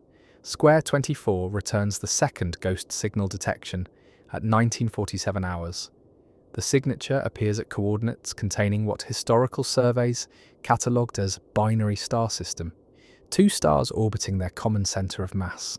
But the current scan shows periodic anomalous signatures appearing alongside both stars, alternating between them with offset timing that suggests coordination. The primary star shows ghost signal with 89-second periodicity, duration approximately 5.1 seconds per appearance. The secondary star shows similar signal with 89-second periodicity, but offset by exactly 44.5 seconds, precisely half the cycle period, creating alternating pattern where one signal appears, disappears, then the other appears, disappears, maintaining perfect synchronization. You document the detection with comprehensive detail. Positions, spectral characteristics, timing patterns, correlation with known ghost signal parameters. The binary nature is fascinating because it suggests the signals aren't just appearing at random stellar locations. They're being positioned deliberately in ways that create patterns that use multiple transmission points to achieve coordination that single signals couldn't provide. By 2200 hours, you've processed through Square 27 and detected 2 additional ghost signals, bringing the total to 4 active signals identified in grid sector 447 Delta 9. The density is higher than expected based on the Zephyr's research. At 22:47, Commander Keyes contacts you from the intelligence office. Cadet, Fleet Intelligence has been reviewing your detection data in real time. They're seeing patterns in the signal timing that might be significant. Can you join us in the intelligence office for immediate analysis session? You arrange relief coverage for Console 4 with Ensign Park's approval and make your way to the intelligence office, wondering what patterns Fleet Intelligence identified that you missed during your documentation work. The office is crowded again, with both local personnel and remote connections. Dr. Baltar and Dr. Rousseau are present, along with Captain Thrace and Commander Keyes. The main display shows your 4 ghost signal detections plotted on navigational chart with timing data and spectral analysis visible in accompanying windows. Cadet, excellent detection work, Commander Hoshi says from the remote display. What we've identified is that your 4 signals show coordinated timing patterns. The periodicities aren't random, but appear to be mathematical multiples of each other. Signal 1 operates on a 127-second cycle. Signal 2 shows 89-second cycle, which is approximately 0.7 times Signal 1's period. Signals 3 and 4 show cycles that also relate to Signal 1 through simple mathematical ratios. Dr. Rousseau adds technical detail. This is exactly the pattern we observed during our 3 years of research. Ghost signals don't operate independently. They show coordination through mathematical relationships in their timing. This strongly suggests they're part of a unified network rather than isolated phenomena, and it provides additional evidence that they're deliberately constructed communication system rather than natural astronomical events. Can we use these mathematical relationships to predict where other signals might appear, you ask? Possibly, Baltar responds. If the timing ratios extend to spatial positioning, then signals might be spaced according to mathematical patterns that we can extrapolate from known detections. It's speculative, but we could configure your scanning to prioritize coordinates that match predicted mathematical positioning. The briefing continues through analysis of the timing patterns, discussion of predictive scanning approaches, speculation about what the mathematical relationships might indicate about the network's design or purpose. By the time you return to Console 4 around 2330, you have refined scanning parameters that should help identify additional signals more efficiently. The watch continues through the deep night, processing squares and documenting detections with mechanical precision. The work is exhausting but compelling. Each new signal adds to the pattern, contributes to understanding, moves closer to decoding the information that these mysterious transmissions are broadcasting into the void. By the time your watch ends at Ro, you've detected 7 total ghost signals in grid sector 447 Delta 9, all showing the coordinated timing patterns that suggest unified network. 7 pieces of a puzzle that civilian researchers spent 3 years assembling, that Fleet Intelligence is now analysing with resources that academic scientists never had access to, that might, possibly, contain navigation information leading toward Earth, or toward whatever else exists beyond colonial and silent presence in explored space. The first week passes slowly. Each watch feels distinct. Each shift has its own character. Each discovery of a new ghost signal brings its own small surge of satisfaction. You're still counting individual detections, still noting specific patterns, still experiencing time in manageable increments. By the second week, the edges start to blur. One watch bleeds into the next.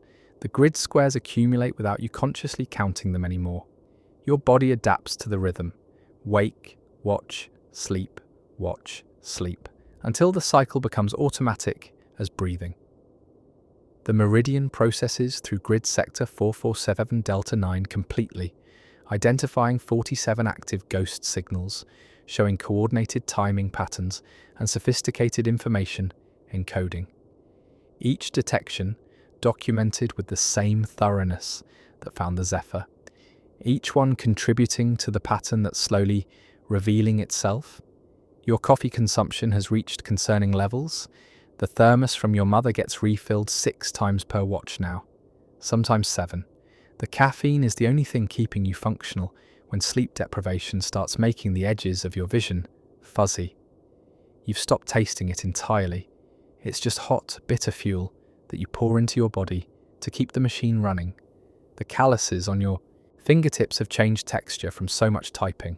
Rough patches where skin has hardened against the constant friction of keys. Your right shoulder has developed a persistent ache from the angle the console forces. You don't mention it to medical because the complaint feels trivial compared to what others are enduring. In the third week, you start marking time differently. Not by days anymore. Those have lost meaning.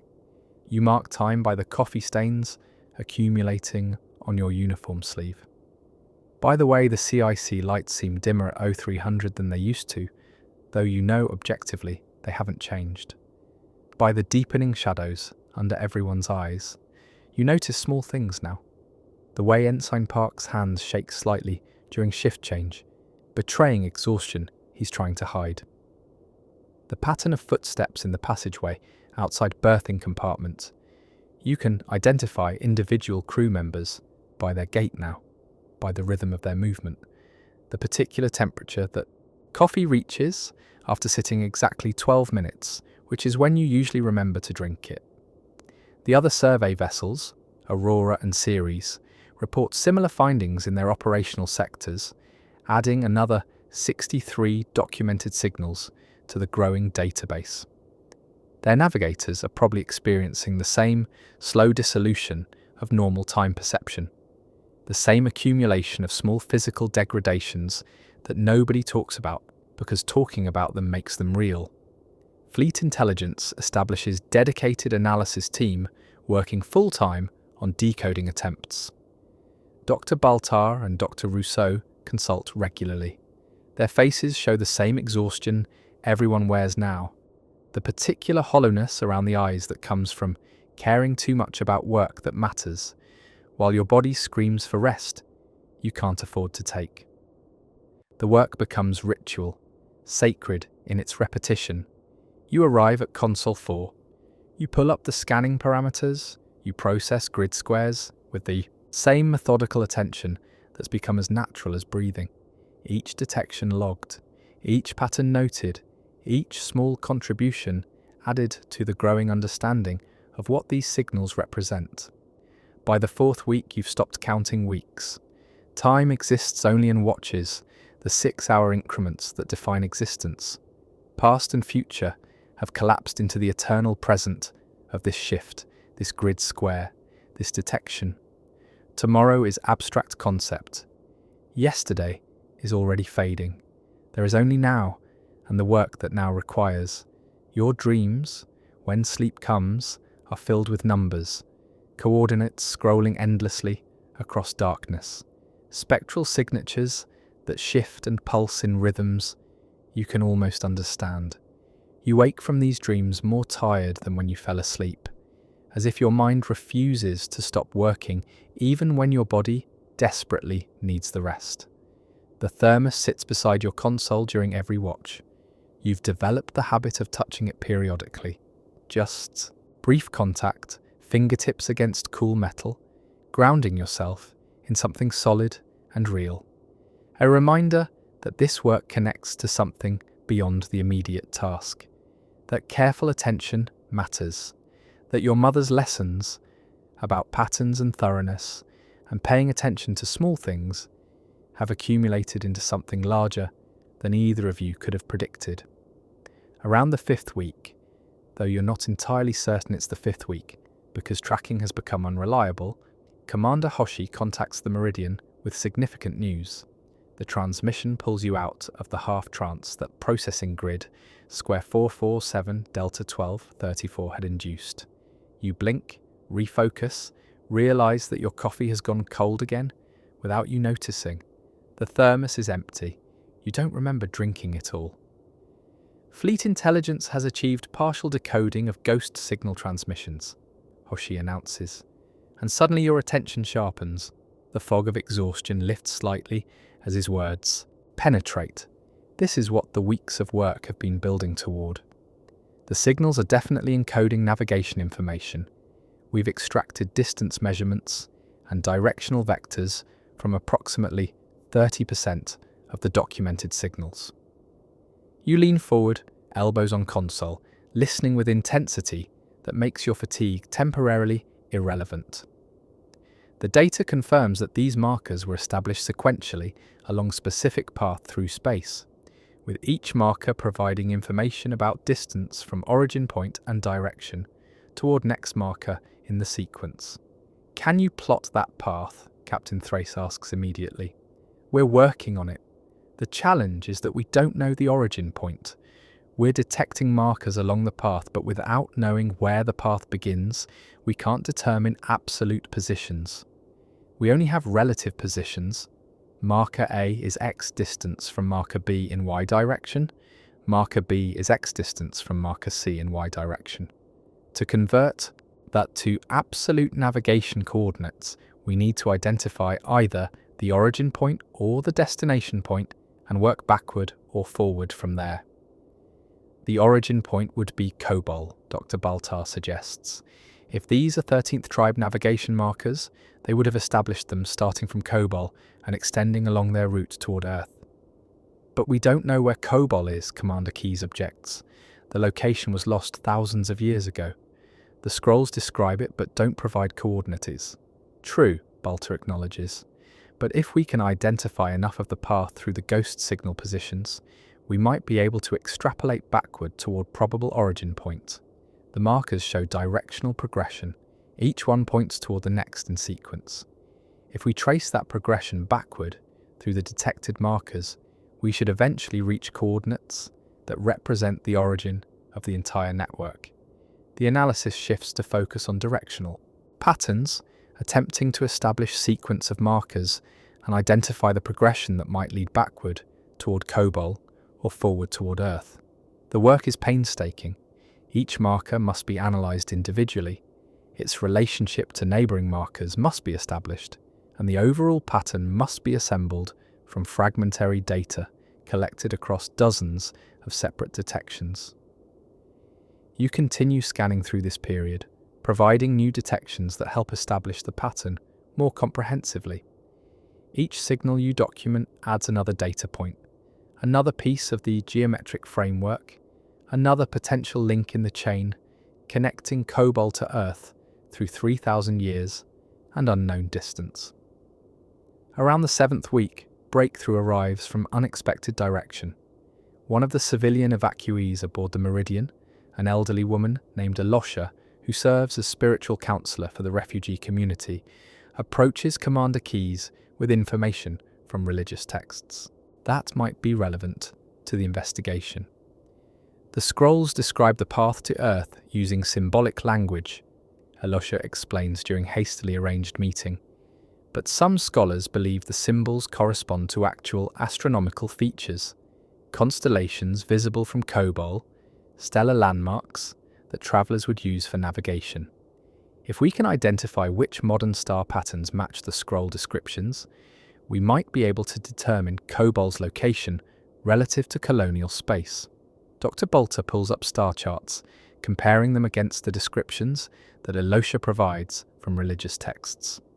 The work is more art than science, attempting to match poetic language about the lion's den or the archer's bow to actual stellar configurations, but gradually patterns emerge that seem plausible. This constellation here, Baltar, indicates a star pattern in a region of space approximately 40 light-years from the fleet's current position. It matches the scroll description of 3 bright stars forming the peak of the sacred mountain, and this cluster, highlighting another region, corresponds to the gathering of 7 sisters watching over travellers. If these identifications are correct, then Cobol should be located approximately here, marking coordinates that fall within reasonable range of the ghost signal path that Fleet Intelligence has been reconstructing. The hypothesis remains speculative, requiring acceptance of religious text as containing actual astronomical information, but it provides testable prediction. If Cobol is located at the coordinates that stellar matching suggests, then the ghost signal path should extend from those coordinates in progression that leads toward wherever Earth might be located. Fleet Intelligence runs the analysis, comparing the hypothetical Cobol position against the ghost signal network that's been mapped through 7 weeks of intensive scanning. The results return after several hours of computational work, and Commander Hoshi delivers them during the regular briefing session. The correlation is remarkable, Hoshi reports. If we assume Cobol location at the coordinates identified through scroll matching, then the ghost signal positions align almost perfectly with navigation path extending from that origin point. The markers show geometric progression, consistent with systematic establishment along specific route, with each marker positioned to provide coverage that would help travellers maintain course while allowing for positional uncertainty and navigational drift. And where does that path lead? Captain Thrace asks the question that everyone is thinking. We don't have complete path mapped yet. We've only detected approximately 130 markers out of what might be thousands established along the full route. But the directional progression is clear. The path extends from hypothetical Cobol location through colonial space, passing near several of the 12 colonies, which explains why we detected these signals but never understood what they were, and continues in consistent direction beyond explored space. Based on the progression we've mapped, the probable destination point would be located approximately 70,000 light-years from colonial space, in region that colonial surveys never reached. 70,000 light-years. The scale is staggering, distance that would take multiple generations to traverse even with faster-than-light capability. But it's also reachable distance. The fleet could traverse it with their current FTL capability in manageable time if they had sufficient fuel and if they knew the route to follow. Can we navigate that path using the markers we've detected? Thrace presses. Theoretically, yes. The markers provide both geometric positioning and encoded navigation data that should allow us to plot jumps from marker to marker. Following the path that the 13th tribe established, we'd be jumping blind into regions we've never surveyed, but the markers would provide reference points for calculating subsequent jumps. It's risky. Any navigation error could leave us stranded in deep space, but it's feasible if the alternative is continuing to flee Cylon pursuit with no clear destination. The briefing continues through discussion of risks and logistics and the massive strategic decision that this information represents.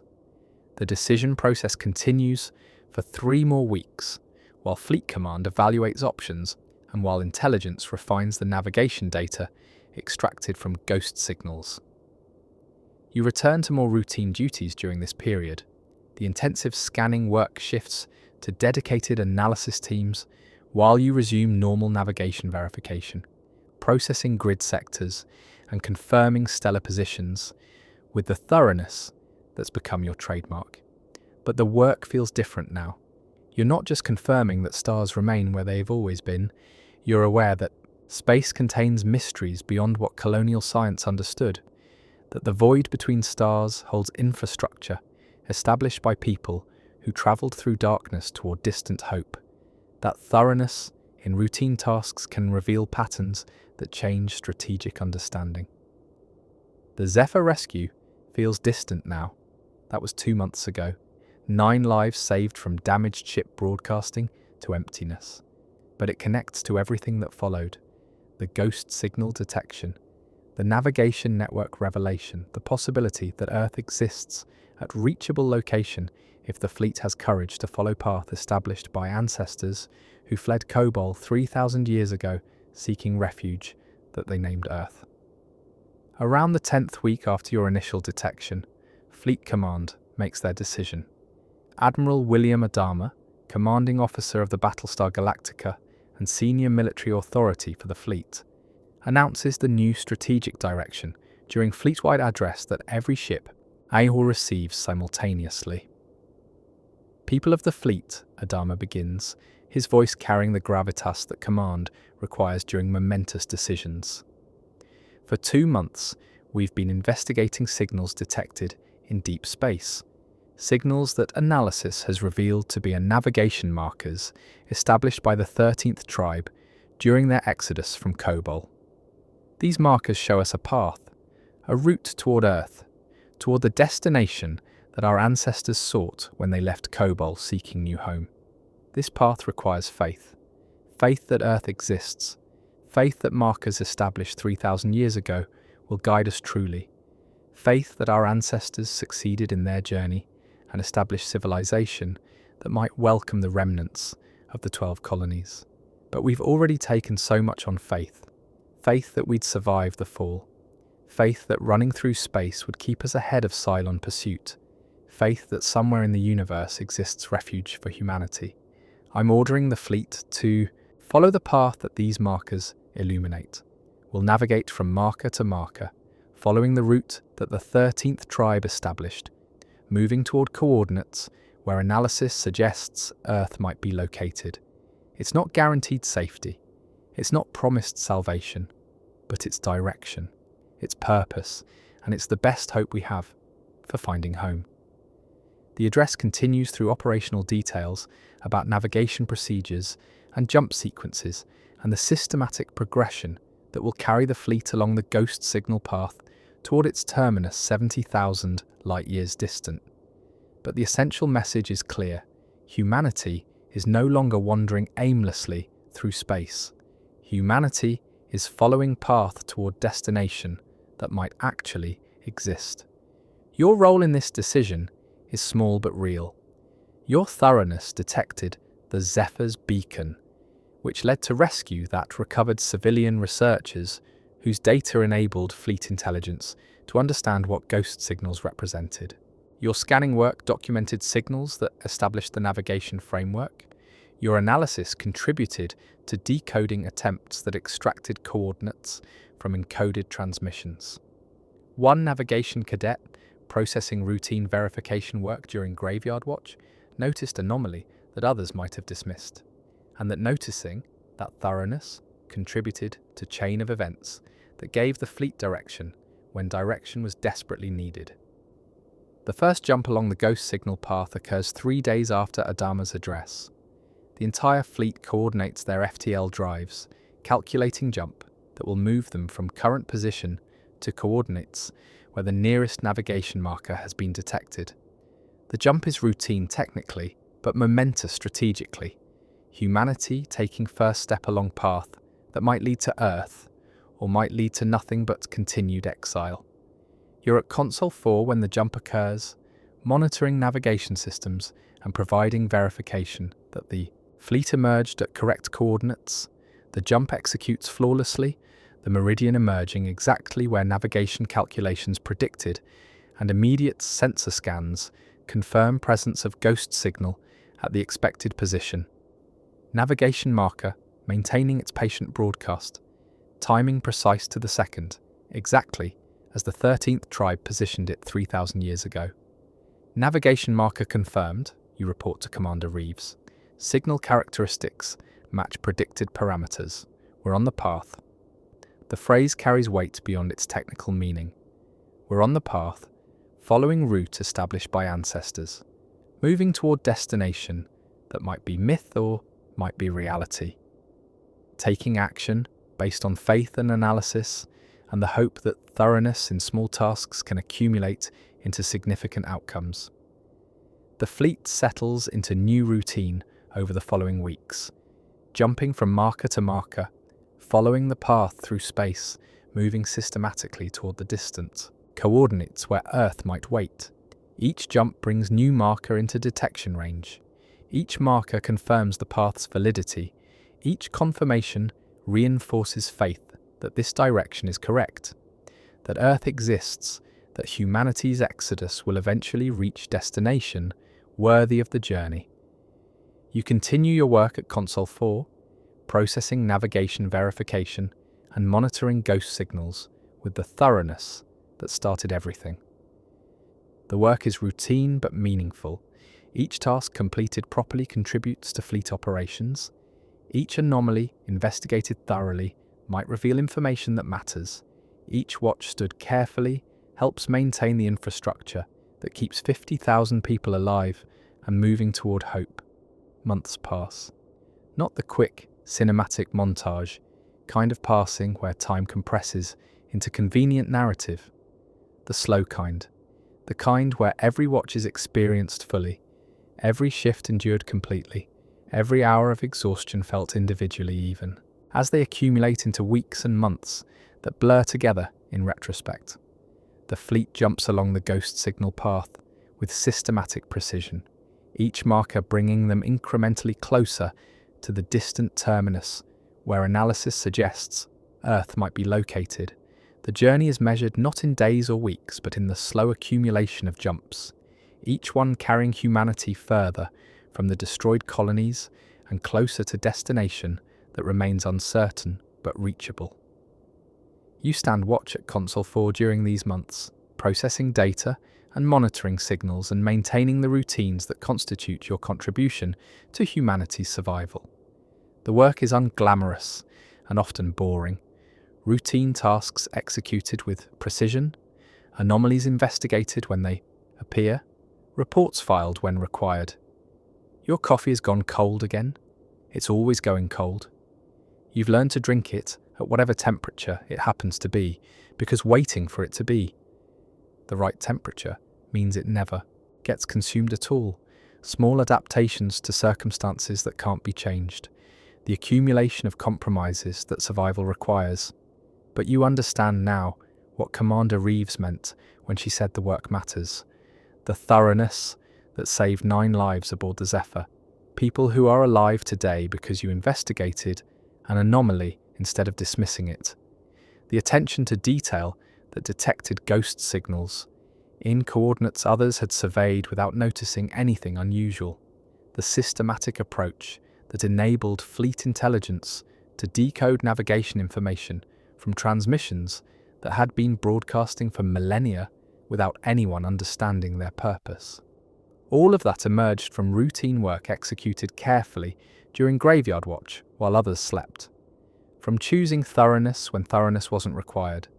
From believing that small careful actions accumulate into outcomes larger than any individual can fully comprehend. You pick up the thermos from your mother. Run your thumb over the worn metal surface. The gesture has become ritual, something you do without thinking during the quiet moments when work allows mind to wander.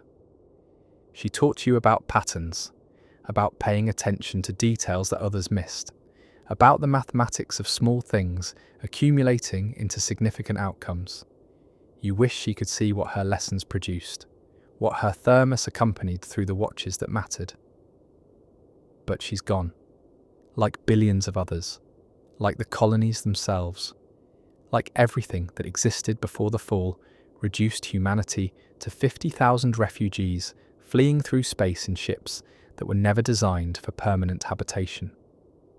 The only connection that remains is this worn thermos and the memory of her voice explaining that thoroughness matters, that attention reveals truth, that small acts of care in large systems create ripples that extend beyond their origin points in ways that can't always be predicted but that sometimes transform everything. You set the thermos back on its designated spot on the console shelf. The small ritual complete, the connection honoured, the work continuing because work is what remains when everything else is taken. Meanwhile, somewhere ahead along the path, Earth waits or doesn't wait, ready to welcome humanity home, or existing only in mythology and desperate hope. Sometimes you think about the civilization that established these markers. The 13th tribe, fleeing Kobol 3,000 years ago, travelling through space toward distant hope they named Earth. They must have faced challenges similar to what the fleet faces now. Limited resources, fear of what pursued them, uncertainty about whether destination would prove worthy of the journey. But they had faith enough to establish infrastructure for those who might follow. They positioned markers and encoded navigation data and created path through darkness that would guide their distant descendants toward home. They sought but might never have reached themselves. The ghost signals are their legacy, their gift to future generations, their way of saying that the path exists, that direction matters, that hope isn't foolish even when circumstances suggest despair would be more rational response to overwhelming loss. Late at night during graveyard watch, when the CIC is quiet except for machinery hum and occasional communications traffic, you sometimes just watch the ghost signals on your monitoring display. The precise periodicity that never varies, the encoded information maintained through 3,000 years of automated broadcast, the geometric patterns that form navigation framework through the void. Someone built this, someone with knowledge and skill and resources took time to establish network that would persist through millennia. Someone cared enough about future travelers to create infrastructure that would help them find their way. Someone believed that the path mattered, that marking it was worth the effort, that others would eventually follow and would need guidance through darkness. That belief sustains you during the long watches when exhaustion makes focus difficult, when the work feels pointless because the next grid square will just confirm what historical records already indicate, when the accumulated fatigue of survival under crisis conditions makes everything feel heavy and pointless. The belief that thorough work matters, that small careful tasks accumulate into significant outcomes, that noticing what others dismiss can save lives, or reveal paths, or contribute to understanding that changes strategic direction. The fleet will reach Earth eventually, or it won't. The ghost signal path might lead to thriving civilization that welcomes the remnants of the 12 colonies, or it might lead to dead world that the 13th tribe never successfully colonized, or it might lead to something else entirely, possibilities that no one has anticipated because imagination is limited by experience, and current experience is so far removed from normal that normal ceases to provide useful reference. But regardless of what waits at the terminus, the journey matters. The systematic progression from marker to marker. The faith that direction exists even when destination remains uncertain. The understanding that people 3,000 years ago cared enough about future to build infrastructure that would guide travelers they would never meet toward hope they might never reach. You are one small part of this journey. One navigation cadet standing watch at Console 4, processing data with thoroughness that sometimes reveals anomalies worth investigating. Your contribution is modest. You didn't build the markers, didn't decode the navigation information, didn't make strategic decisions about following the path, but you noticed what others missed. You were thorough when thoroughness mattered, and that noticing set in motion chain of events that gave humanity direction when direction was desperately needed. In the grand scale of exodus and survival and searching for Earth across 70,000 light years, your role is small, but small roles matter. Routine work executed carefully matters. Thoroughness in unglamorous tasks matters. And sometimes, not often, but sometimes, routine attention to detail reveals patterns that transform understanding and illuminate paths through darkness. The ghost signals continue their patient broadcast. The fleet continues its systematic progression along the path they mark, and you continue standing watch at Console 4, processing verification data and monitoring for anomalies, and maintaining the careful attention that might yet reveal something significant in coordinates that others would survey without noticing anything unusual. The universe is vast beyond human comprehension. The darkness between stars holds mysteries that science hasn't explained and wonders that exploration hasn't yet discovered. But the universe also holds infrastructure established by people who believed that marking the path mattered, who encoded hope into navigation beacons, who left legacy for descendants they would never meet in form of signals that pulse with precise timing through the void. Meanwhile, in the CIC of the survey cruiser Meridian, a young navigator continues plotting coordinates and verifying stellar positions and watching for the blinking patterns that might indicate something worth investigating.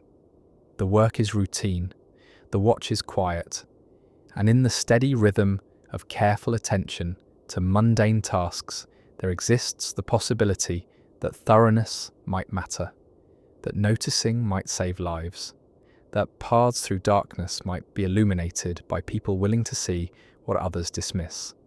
The work continues, the markers guide, and somewhere ahead in unmapped space, Earth waits or doesn't, while humanity follows the path that ancestors established through faith and hope, and the belief that destination exists for those brave enough to seek it. The night watch settles toward its ending hours. The morning will bring shift change and new personnel taking positions at consoles that never rest. And the ghost signals will continue broadcasting their patient messages, maintaining timing that never varies, marking path that extends through darkness toward hope that might be realized or might remain forever distant. But the path exists, the markers confirm it, and that confirmation is enough to sustain faith that direction matters, that journey has meaning, that somewhere beyond the present, difficulty lies destination worth reaching. Let your breathing slow now. Match it to the ship's rhythm. The ventilation cycling every 4 seconds. In, 2, 3, 4. Out, 2, 3, 4. The mechanical breath that keeps you alive in the void.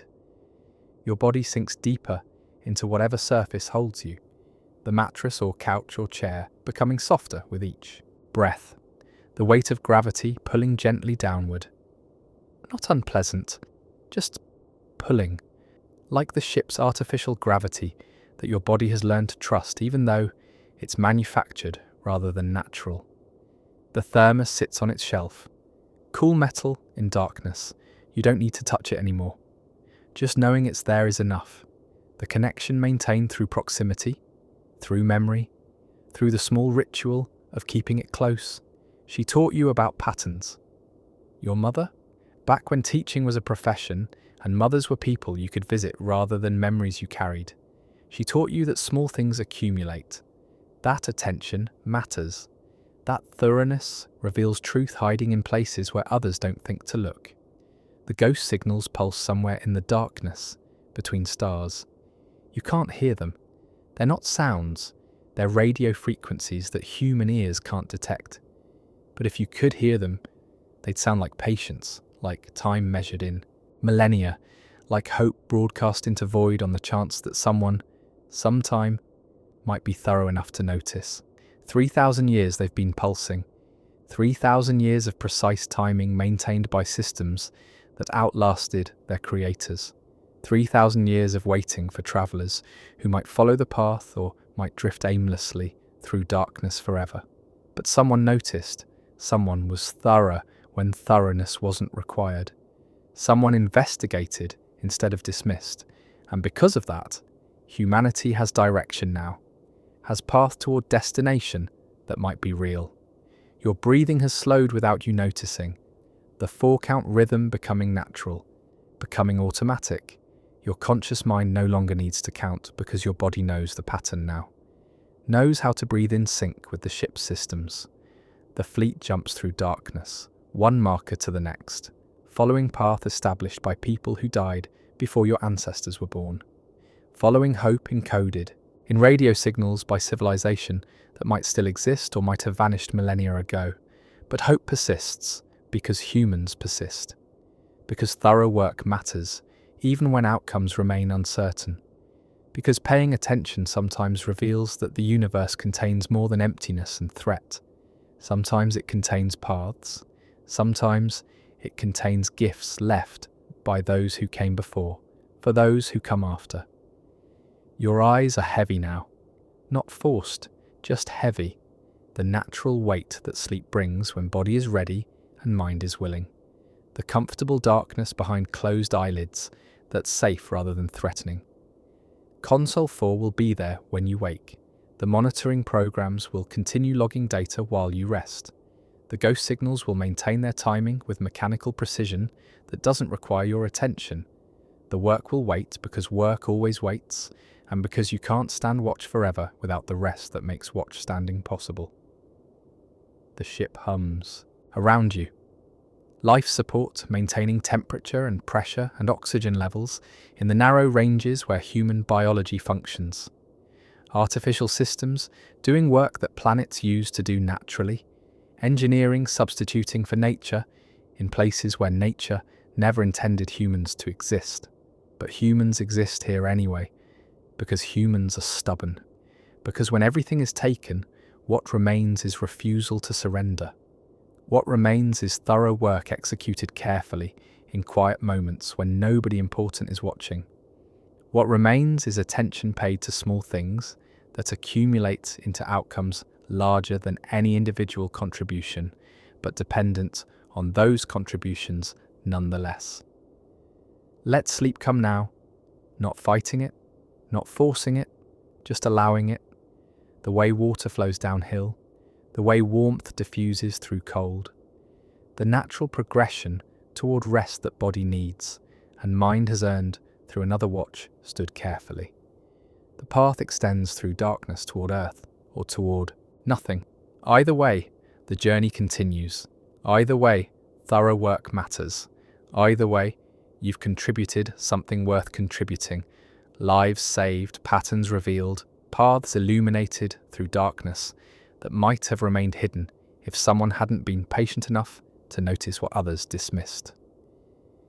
Your breathing is barely perceptible now, shallow and slow, the rhythm of deep rest approaching, the body claiming what it needs, while conscious mind releases control and drifts into spaces where dreams live, or where dreamless sleep provides the deepest recovery. The thermos sits on its shelf, the ghost signals pulse, the fleet progresses, and you rest, having earned it through thoroughness, through attention, through the simple act of being careful when carefulness mattered. Sleep well, navigator, the coordinates are plotted, the path is marked, and morning will bring new watches to stand, new data to process, new opportunities for thoroughness to matter in ways you cannot predict, but that accumulate into outcomes worth the effort. The ship's hum fades into background. Your breathing slows to barely there. The darkness behind closed eyes deepens into the space where consciousness dissolves into nothing and everything simultaneously. Where rest happens in ways that can't be forced or understood. Where recovery occurs while awareness releases its grip on concerns that tomorrow can handle better than tonight. Rest now. The work is done. The watch is stood. The thoroughness maintained. And sleep comes gently, carrying you into deep waters where peace waits, patient and kind. Meanwhile, somewhere between the stars, ancient beacons pulse their patient message. And all is well. All is well. Sleep. Good night.